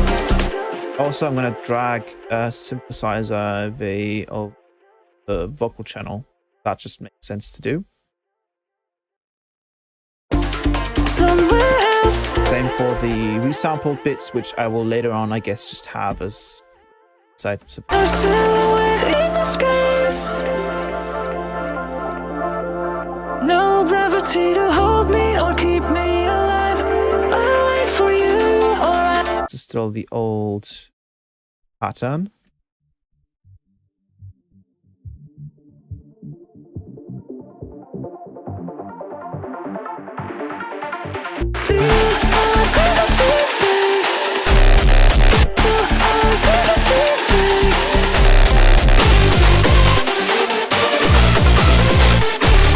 Then let's figure out the somewhere else. You keep on moving, doubting yourself. Choices made. Can't you feel our gravity? oh here.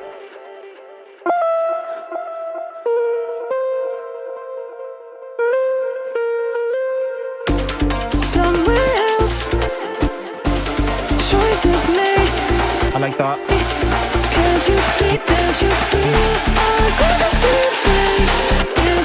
I don't think that needs to be like, I don't.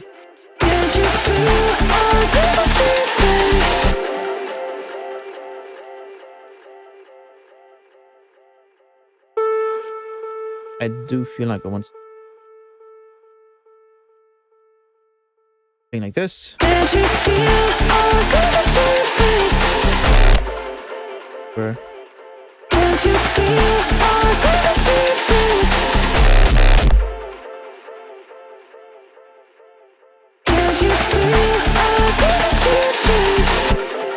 I'll just keep it like this, and then maybe we'll try the same note.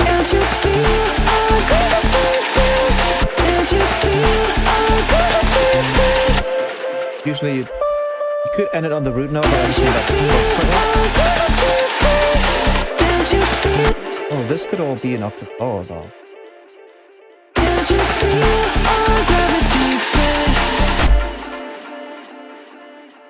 Can't you feel our gravity fade? I like that. Can't you feel our gravity fade? So I want that to go down. Can't you feel our? Can't you feel our? Can't you feel our? Yeah. Can't you feel our gravity fade? See, Evanity, like, for example, for you, I know you work a lot with vocalists, so you actually know what to look out for in terms of how things are supposed to be sung or what melodies to kind of have, right? You'd be cracked at this because you know exactly what you want the outcome to be, and you can just have it be perfectly set to what you want it to be.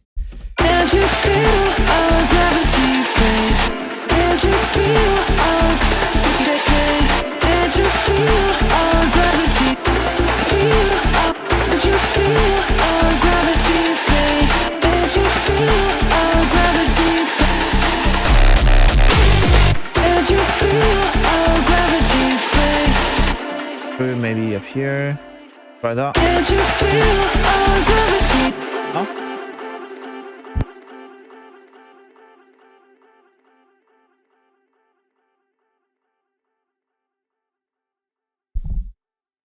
Can't you feel? Can't you feel?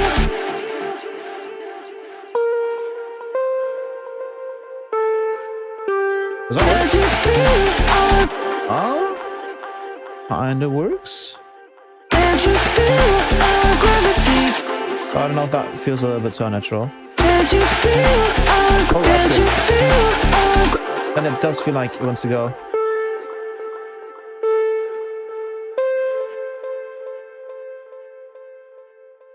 Oh shit, could I do that? No, that would be too long though. No. Can't you feel our gravity fade?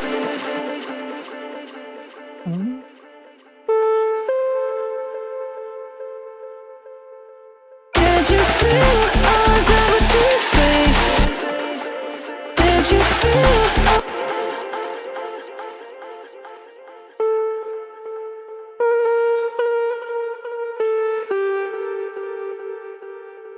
Can't you feel our gravity fade?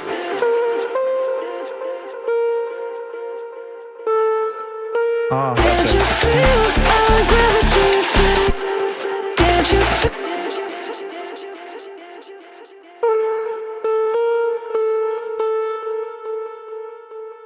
It does feel like it wants to do a plus here, and then we'll do a minus. Can't you feel our gravity fade? Can't you feel our gravity? Can't you feel? Can't you feel our gravity? Can't you? Yeah, this part is super tough. Super tough part. Can't you feel our gravity fade? Can't you feel our gravity? Can't you feel? Can't you feel our gravity?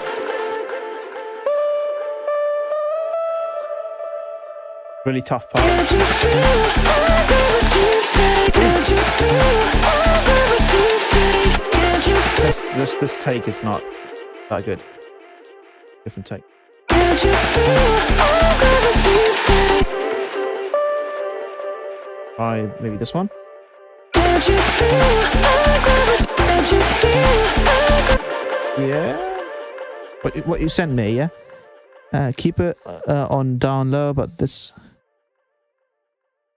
Oh, sorry, I should read it.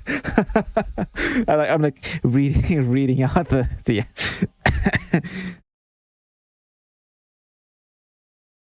It's like, oh, read this message, but don't dox me, and I read it aloud. Great. Yeah, I'll read that after the stream. Can't you feel our gravity? Can't you? I like that. Can't you feel our gravity fade? But I feel like maybe it wants to. Oh, maybe it wants to do like a thing here. That. Can't you feel our gravity fade? Can't you feel our gravity fade? So it's like a it wants to do that. I hear it.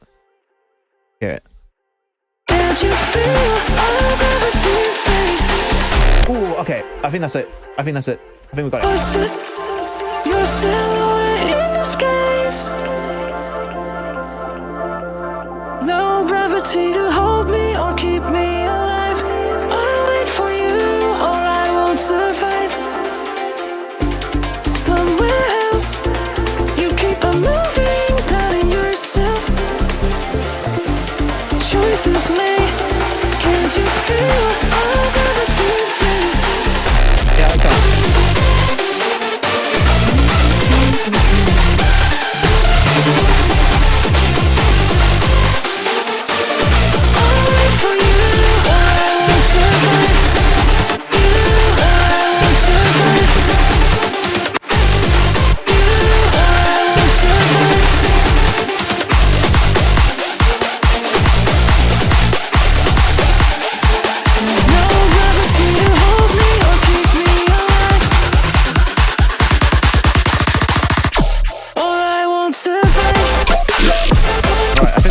From there.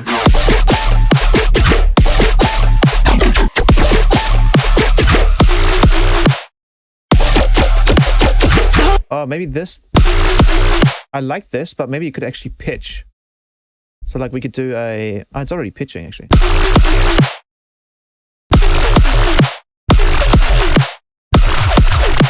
Let's do like a sync, and then we'll unsync it from the.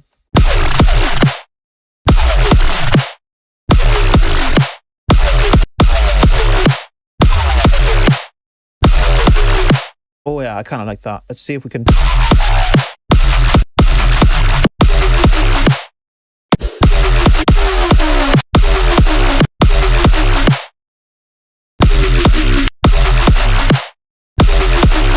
Yeah, it's kind of nasty. Hold me or keep me alive. I'll wait for you or I won't survive.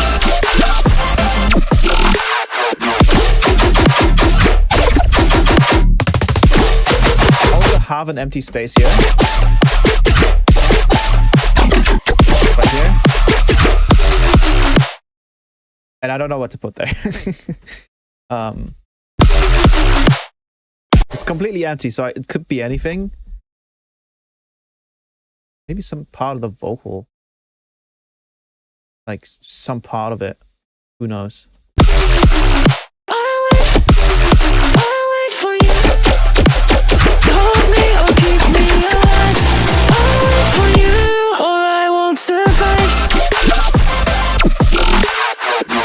A la bubbles. That could actually work. Yeah, sure.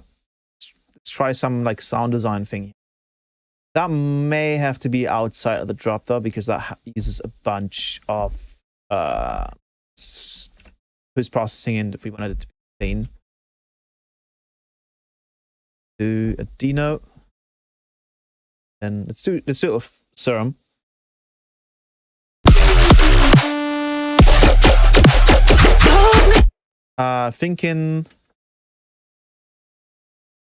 Actually thinking about doing this with Faceplant.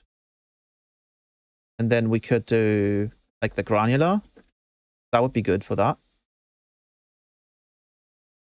Fast. What do we throw in there? I guess we can throw in the... Oh, that could be cool. Not the tonal frames. The...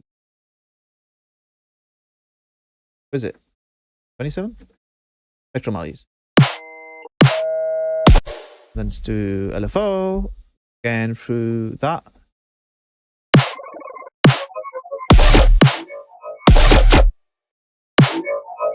Then maybe we'll also grab the... we can do a remap. So let's grab a remap. 48 semitones, put that on there. Type in 48, do a plus, send that in there. And then we want to randomize the position. Randomize the time. Randomize the level. And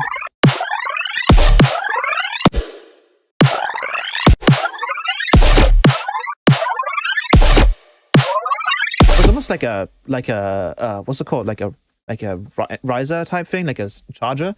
I do have a charger. I think it affects miscellaneous. That would work as well on top of the other one. Just quieter. Then we'll send that through Chroma, I guess.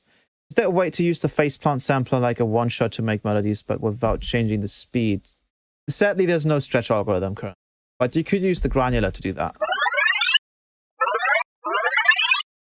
I'll do... What I don't like is these actually being random, though. I think that might be too...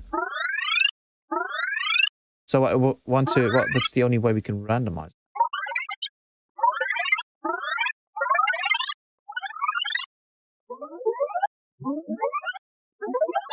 You can use chord as well. Do it up. Oh yeah. Then we'll use the... So all of this happening is currently actually chromatic. It doesn't sound like it, but it is chromatic. So that means we can just throw on Chroma and it should just work. Whoops. Oh, was Chroma even released when I... The last time I streamed on YouTube, was Chroma a thing? Back then?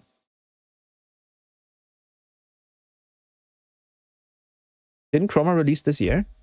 So you guys don't know about this then? I mean, some of you don't. No, I did post a bunch of YouTube content. Yeah, so most of you should know.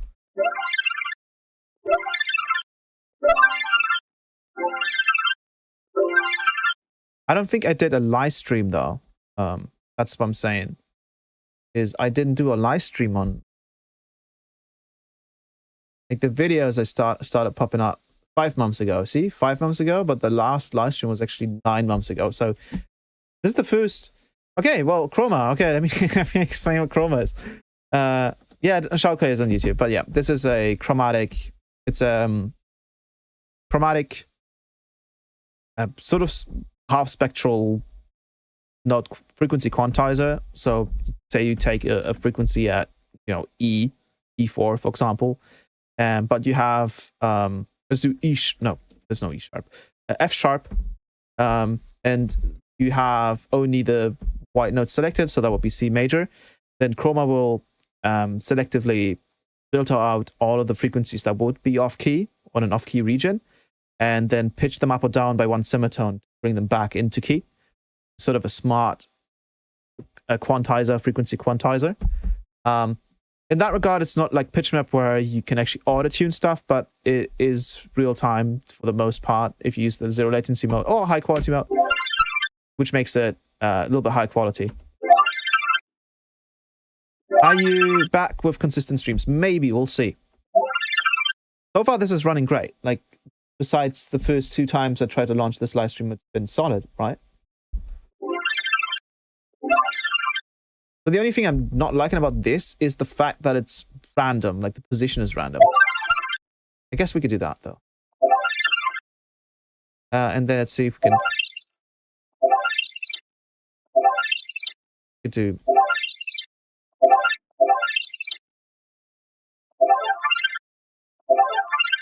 Something like that. And let's throw on my favorite noodle thing called phase shift. Let's grab phase shift.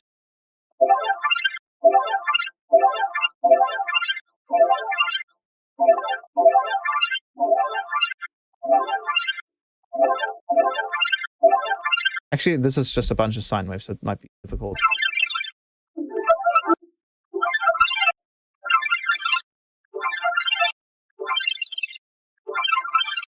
Can't quite hear it anyways. Let's throw on some delays. Just wanted to know if you don't mind what's your PC specs.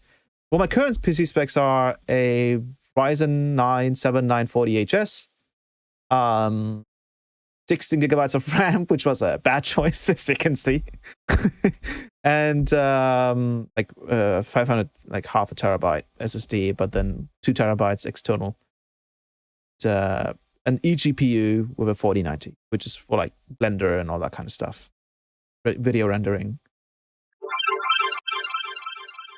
all that kind of jazz. Let's throw on a grain delay, because that just gives you a bunch of... And here I'll send you something so you can download more RAM, yeah.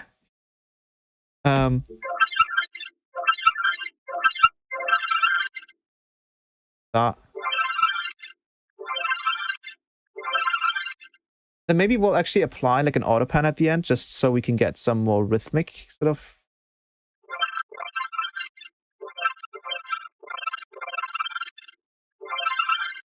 So we'll start off smooth, but then it goes over. Let's grab a utility. No problem.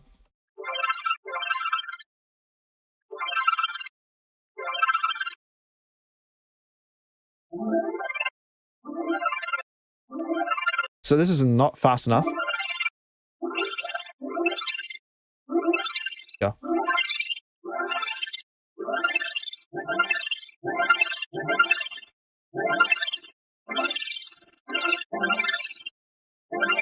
Sounds kind of cool. It just needs to be sort of louder. I might just use... I don't think we need phase shift on this because it's just a bunch of sine waves. Yeah, let's delete that. But we might want to use Spectral Clipper with open documents, PD plug. That's it. Or that's how we get the most out of that. Let's go maybe lower. What's that? That's kind of cool.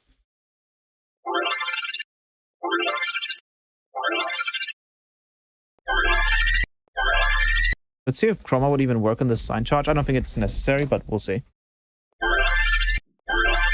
Ah.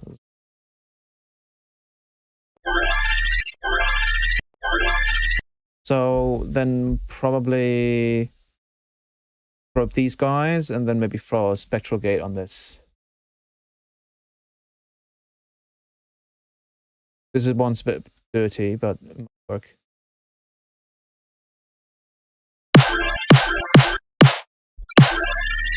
Can you?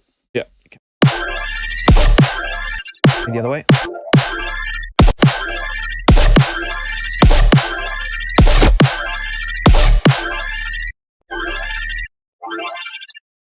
Needs to be more interesting. Try another.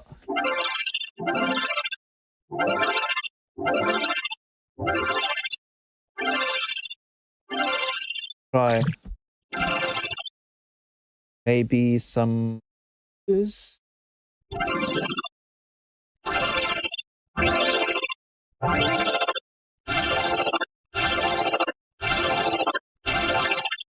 Oh, that's kind of. Oh, that's actually kind of thick.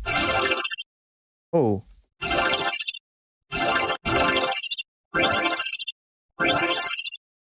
Wait.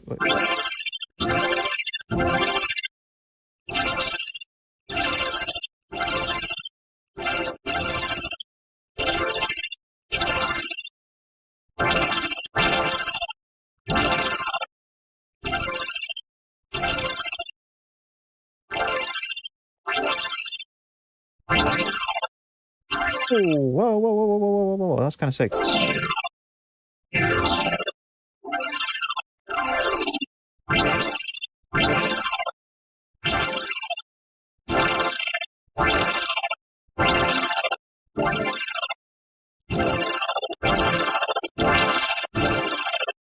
The thing I'm not liking is just how much tail chroma is currently adding.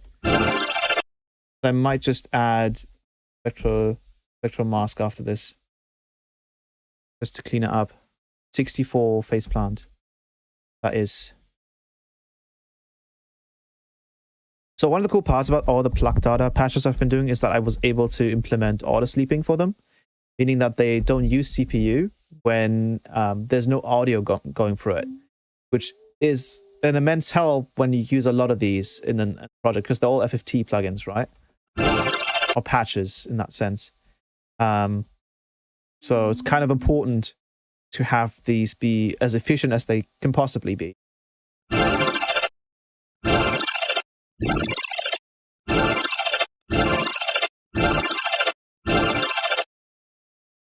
Maybe we'll actually replace this with like a growl.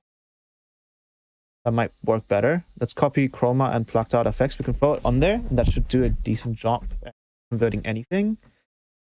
I do know I have some. Oh, maybe the brasses could sound sick. Good point.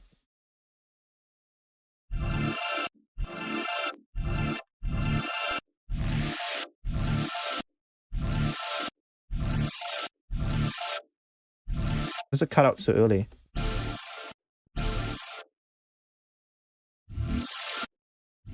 What's going on here?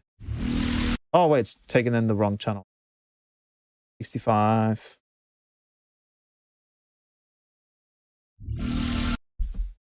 Or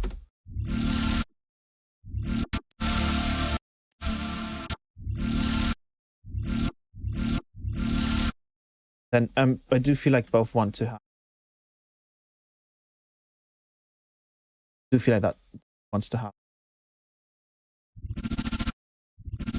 Yeah, and then maybe on that we throw a spec comp on, and then we have a huge bass. Spec comp.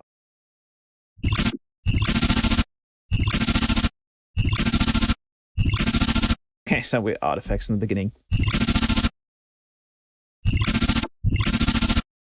Oh wait, have to solo both. Maybe we can do an auto filter before it, but spec comp will likely pull up everything, so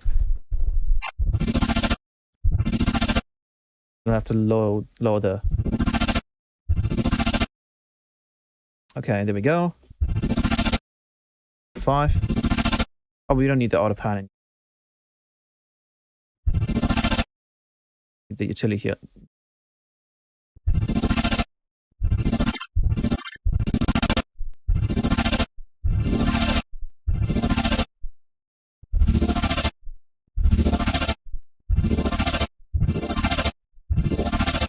Oh, we're getting some cool stuff. Let's load up phase shift too and just see if we can get some nice movement. Because this is pretty dry now. Phase shift. Here we go. Okay, now let's go back in here.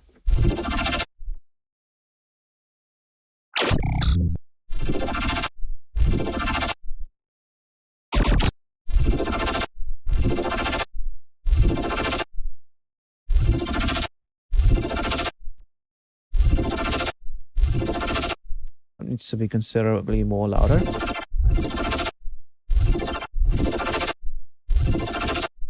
This needs to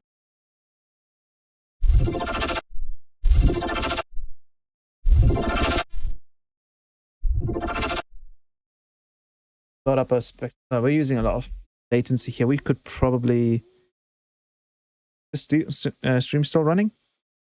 Are we good?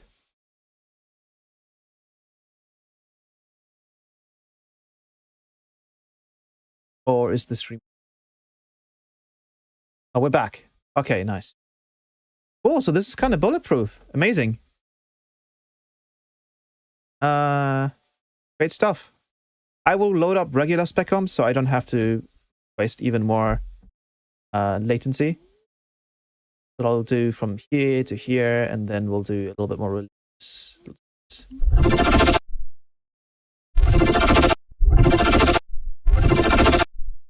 Some of that stuff. Nicely pushes it.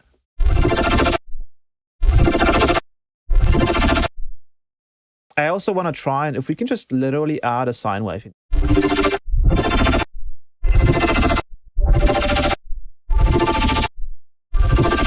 Then probably one. And then maybe have that be affected by this. And then maybe we can go remap. Do a 24 one. We'll do LFO. Sync. 2-4. That's roughly what that is. Map that there. So that's 24 steps. So we can do semi-send plus 24. So we have 24 steps chromatically. Go inside and just draw some stuff.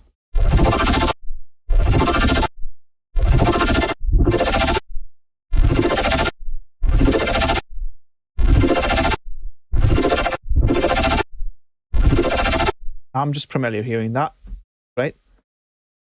Do we even need this? That's a brass, but we could replace that with a growl, and that could be absolute nuts if that works. That lets me do this. Ooh, okay. Ooh, okay, here we go.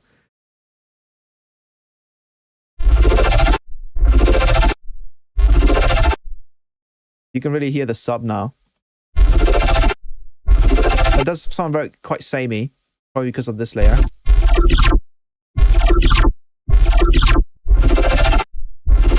There's too much stuff going on here. Or maybe.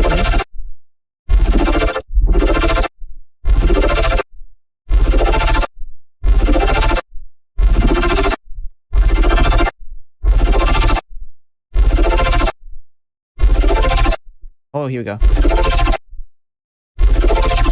Yeah, let's disable that one. That's we can just switch out any growl, I think.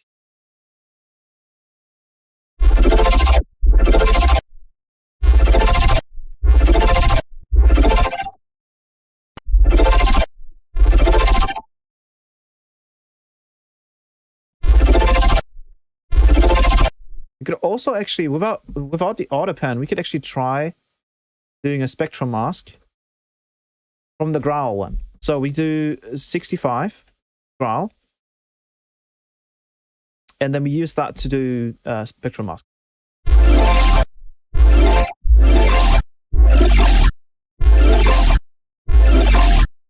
And then maybe with some. Let me start with it.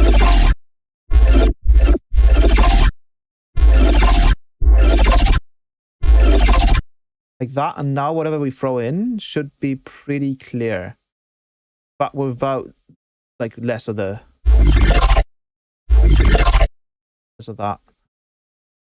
Oh, and we also have the auto filter on. That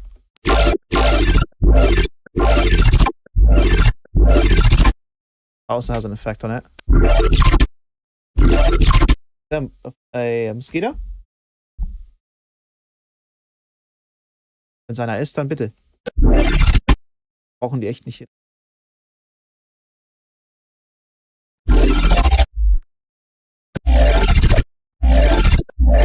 I don't know if that's maybe a bit too boring.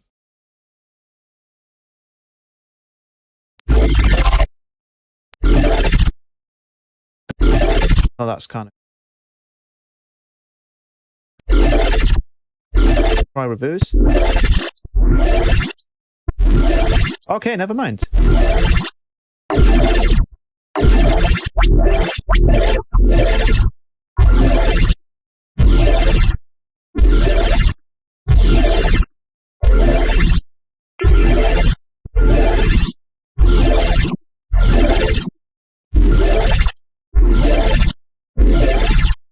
Actually quite like just a basic. I do like that a lot. You just have to find the right combination now.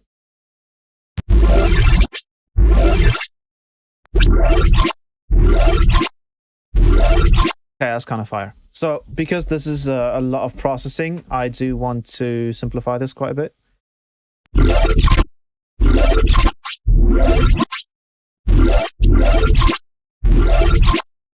I'm gonna resample this and just work from the sample.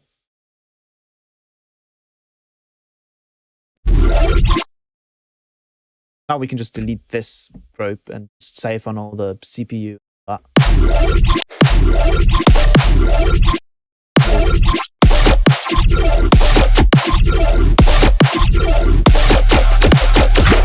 me or keep me alive. I'll wait for you.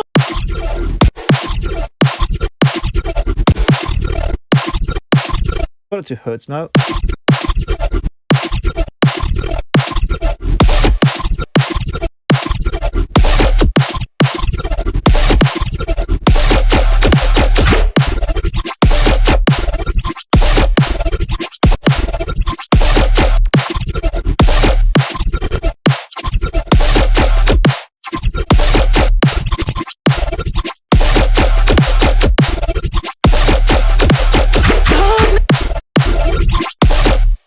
now it's too much. It's not powerful enough for the rest. Where are you?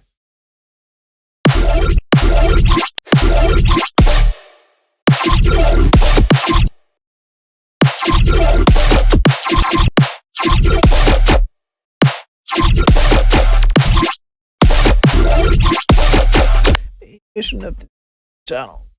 But I probably didn't quite like the approach here anyways. I think I wanted something else in there. Anyways.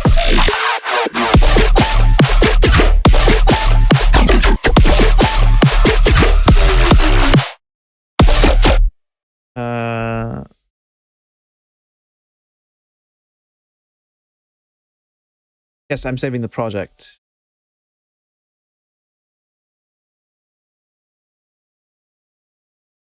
Maybe I'll do like a I may have an idea. I'll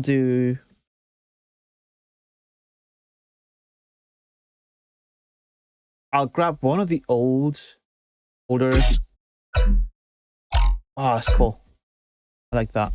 And I'll do a warp to something like this, maybe.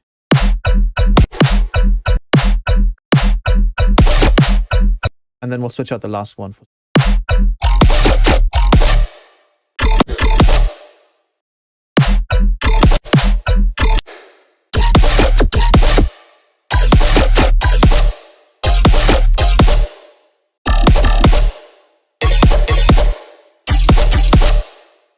Actually, I really like that one. No, this one. And then what we'll do is we'll just save ourselves a ton of time by using a combination of things. So we'll grab EQ8, do a little bit of a chain here. We'll grab that. We'll grab chroma to correct anything to F major. We'll grab plug data. That is going to be spectral mask. This one's going to be spec comp light. And then, well, spec comp. And then we want to grab snappy before spec comp to do an instance of nsub, because I haven't done a plug data patch in for nsub just yet. So let's do, what are we on? What is the knob that we're playing here?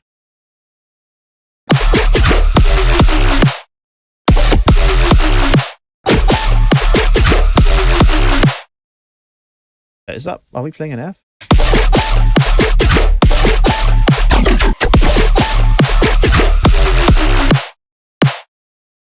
Well, I think we'll figure that along the way. So chroma, we will. I think this case doesn't matter that much. So we'll just load up spectral mask and have it be the same channel pre-effects on external mode. And then chroma will set up to be F major with a lot more color and quality mode. And then we'll have to figure out what note to play here. I'll put this on a D already. Yeah, an F major. Oh. And then we'll load up spec comp and we'll kind of glue everything together with this thing. This, with a bit of that, turn this up a little bit, use this. And then what's the last? Did I eat one more? Oh. That's all.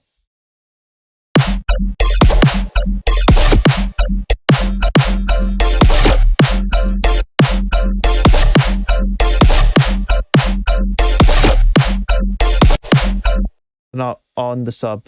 Am I crazy or is that like that? Figure out the note.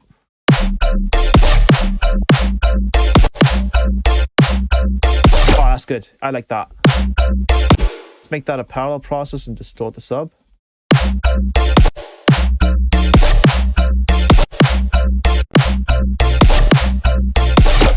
Actually add a little bit of phase distortion to this.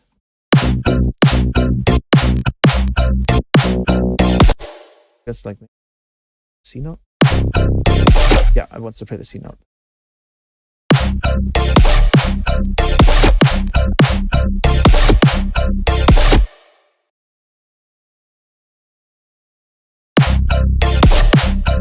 We can do a pitch bend, maybe potentially triggered by an audio follower. That could be a thing we can do. So we'll do trigger that, and then we'll trigger the pitch, go from 100% down to 0. I don't have to trigger it.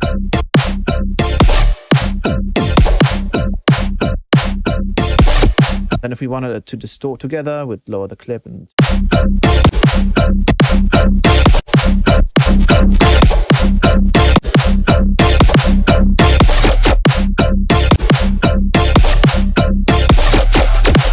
Hold me or keep me.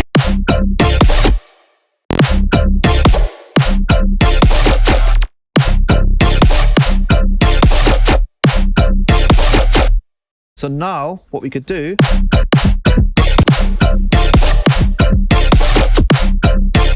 I wonder if it matters that we have the sub there. If it does, I will just do this for safety reasons. So I'll do VFX from a channel here. That's a bit cleaner, I think.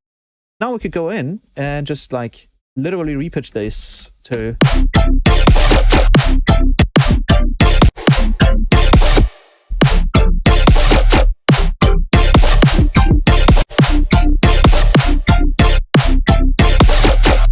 do the same for this. So let's go complex.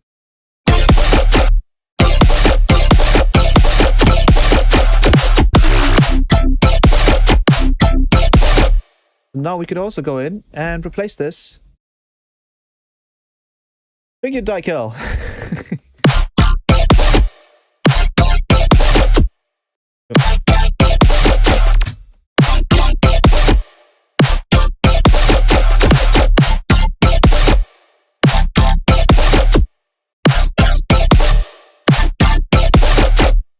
Right.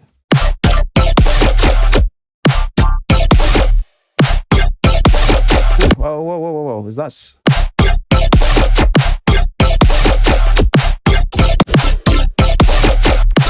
I like that one, but maybe higher.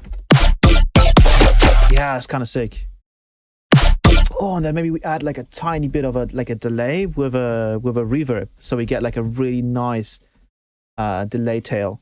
You can always combine like a slapback delay with reverb to make it sound a little bit more roomy and real.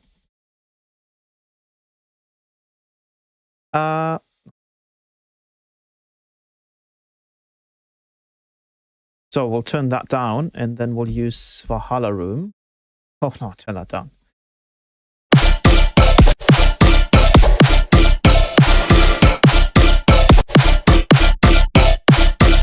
Add a little bit of it, and then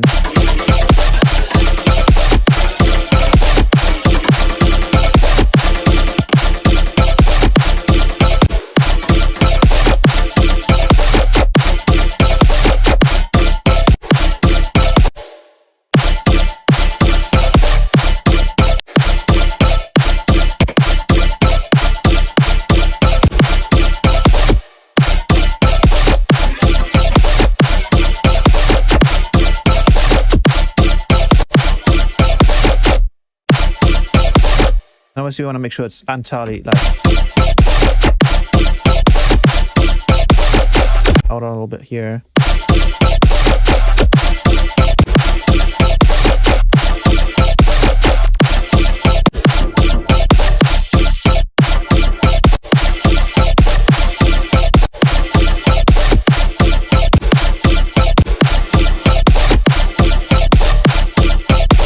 And essentially your Valhalla Room can act as almost like a reverb too. Now we can go crazy, we can go in here and like do...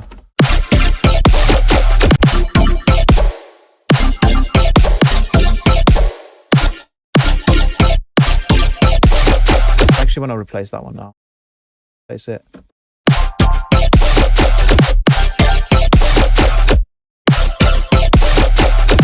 Or maybe with just I liked some of the Spectral bass one shot. Ooh, okay. Okay, that's good.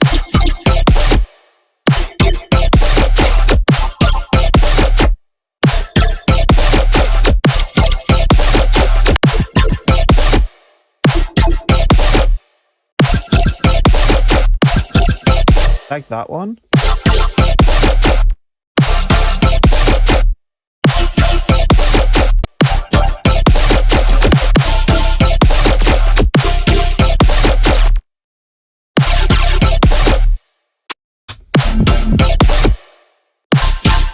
Oh, that one's actually, wait, that one. One of these.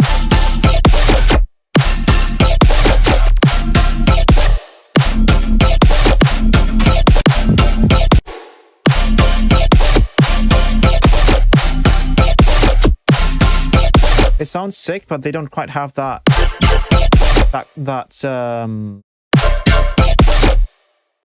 contrast. Everything else.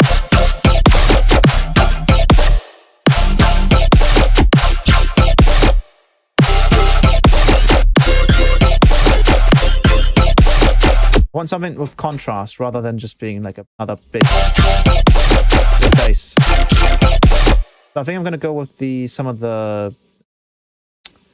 I like some of the Spectral bass one shot.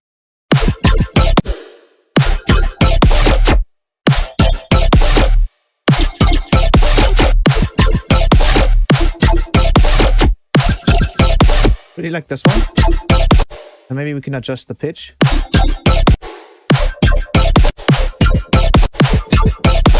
Now it's losing a bit of that character though.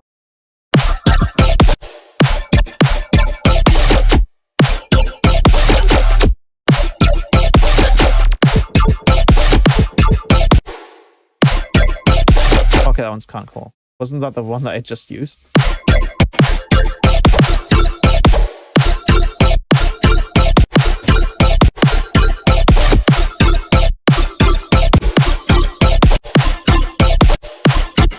You can see there's like way too many options here.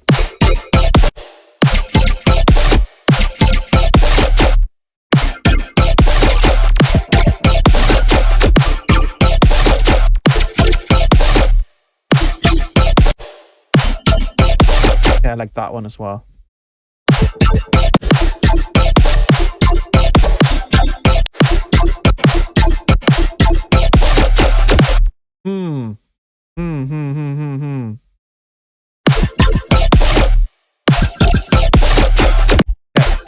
I think I'm gonna go with this one.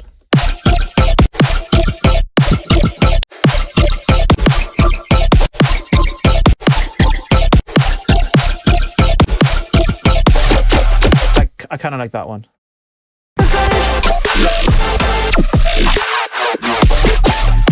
Wait, now that I'm processing it, I could put it back into the.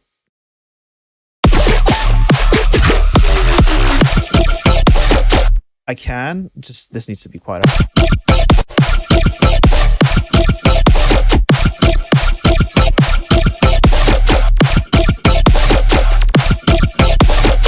And then we probably don't need as much on the compression. Hold me or keep me alive. I'll wait for you or I won't survive.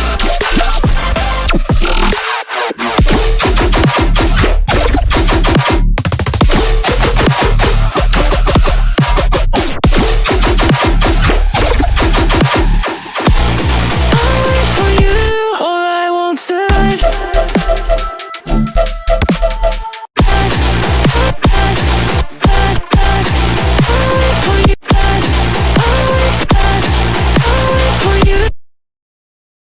Stream died? Are you sure? Are we back?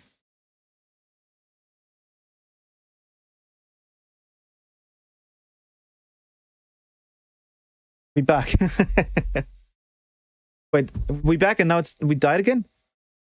Are you back? We back, okay. So this is a solid way to stream then. It will occasionally disconnect because there's dead zones with the satellites, but sorry, I think I've already gotten stung, by the way. Yeah, I did. Look. For the mosquito. You can turn off all the lights and check. For you, or I won't survive.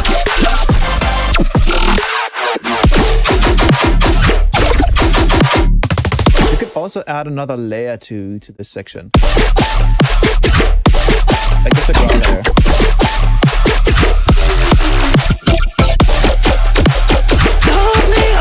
Like we can just go in here and just go base flow maybe. Then we'll just layer something gnarly top of it. Something that's a bit more aggressive though. Oh, the mixing is primarily done by Spec Comp. So if I if I solo this.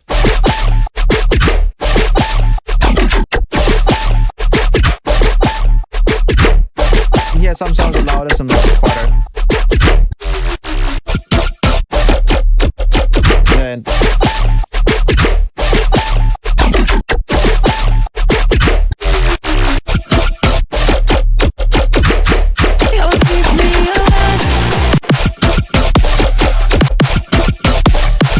you can literally see the fucking thing. Got you, bitch. Sorry. I just slapped a mosquito. Damn, I got stung. Mosquitoes are ruthless.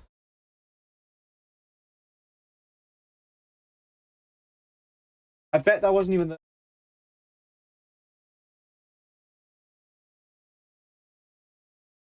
Sure.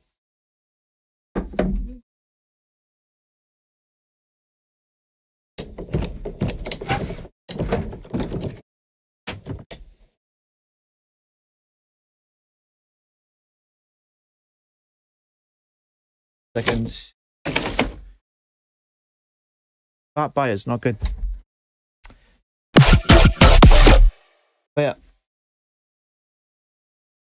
What I like to do is just go in here and then replace the sample and just find anything. I think we can go to the actually the very first glitches I did in the first bundle all kind of have really nice transients. You go with those. Get some pretty nice transients in there that you can layer.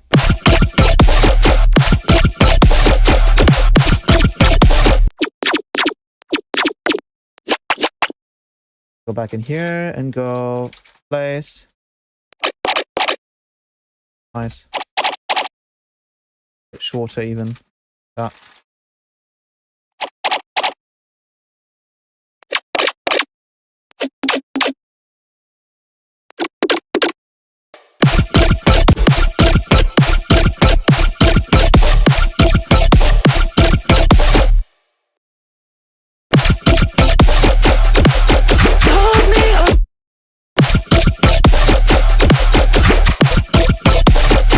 Oh yeah, there we go.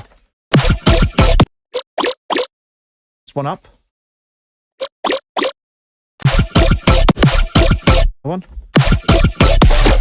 Yeah, that's fire. Holy shit. Hold me or keep me alive, or I won't survive.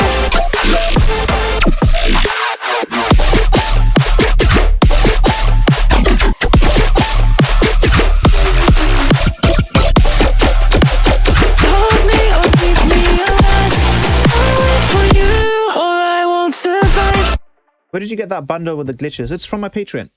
I do monthly sample packs, and after every year of the Patreon, after doing 12 sample packs, I combine them into one bundle, essentially. So, for example, right now we're obviously in the process of doing... Oh god, there's definitely a mosquito right here. Just give me a minute.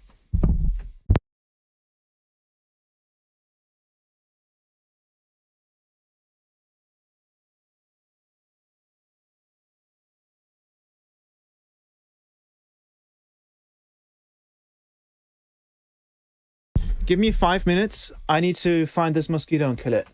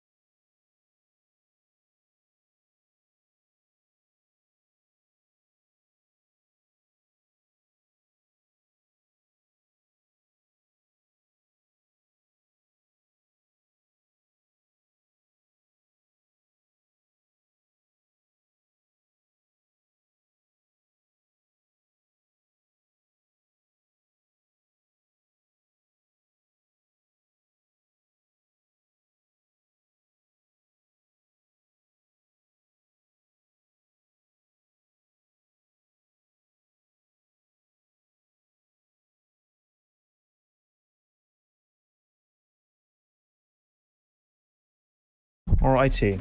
I'd say we listen to this thing one more time. And potentially I might just do another stream tomorrow. We'll see.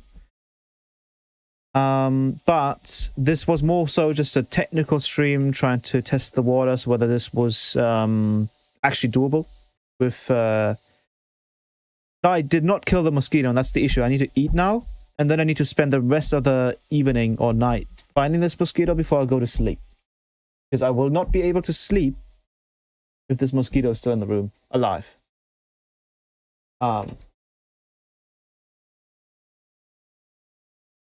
So what this is basically just a technical test stream, as you could tell, because it took me 3 tries to actually get the stream to work. And it looks like Starlink is actually solid. Like, we will lose connection from time to time. The stream will pretend like it's dead for a second, but it should go back online and we should be fine, which is awesome. Yeah, I hate insects when trying to sleep as well. Spectral mosquito. I'm actually encoding in HEVC, well, actually in AV1, you can see. So everything's working. Crazy that Alaska invented sine waves. Well, not really, but I think I like to really focus on them a lot more than other people, I think.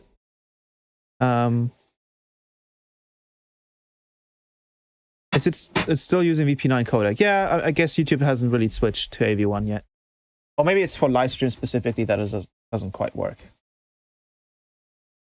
But I'd say we'll listen to this one more time, because we did do some changes and I think I really like them. And then maybe tomorrow, just out of nowhere, without even letting you know, I'll just turn on the stream again and I'll continue the other part of the song, because I think this is actually quite done. There's only like polishing, and that's not quite interesting to watch. So I'll mute myself. Your silhouette in the skies. I know that there's going to be some people done like recording this and then putting it on as an ID on YouTube, so I will like wait a bit before I play it and have it be entirely silence. Your silhouette in the skies. No gravity to hold me or keep me alive. I wait for you or I won't survive. Somewhere else, you keep on moving, doubting yourself. Choices made, can't you feel all gravity fade?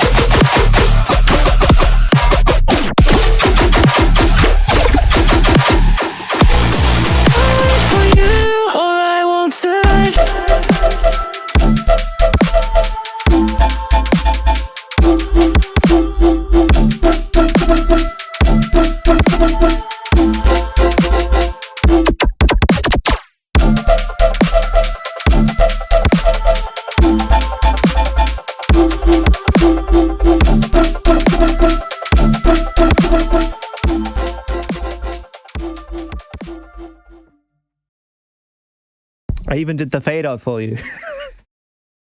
But yeah, that was fun.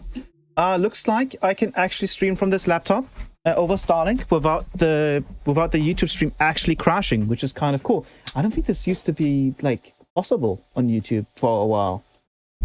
Or maybe I just didn't really set it up correctly back then. But that was one of the main issues I had. Is just like, you know, it's one thing to just use your computer like via parsec from somewhere else. It's another thing to actually also stream from it.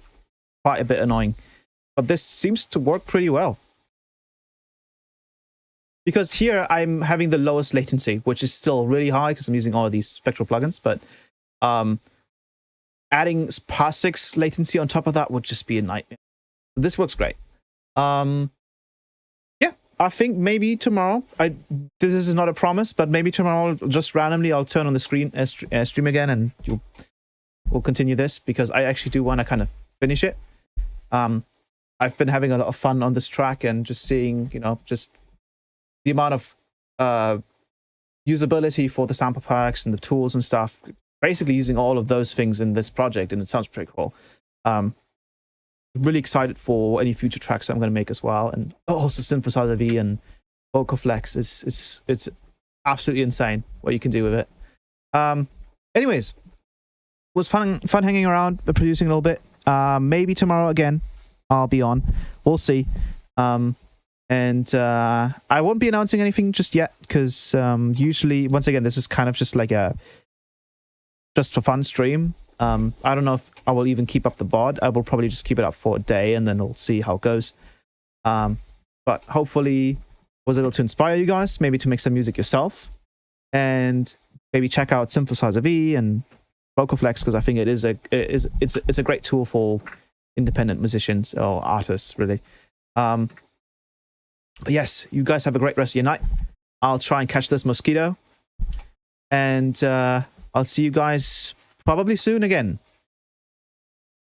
Goodbye. Bye-bye.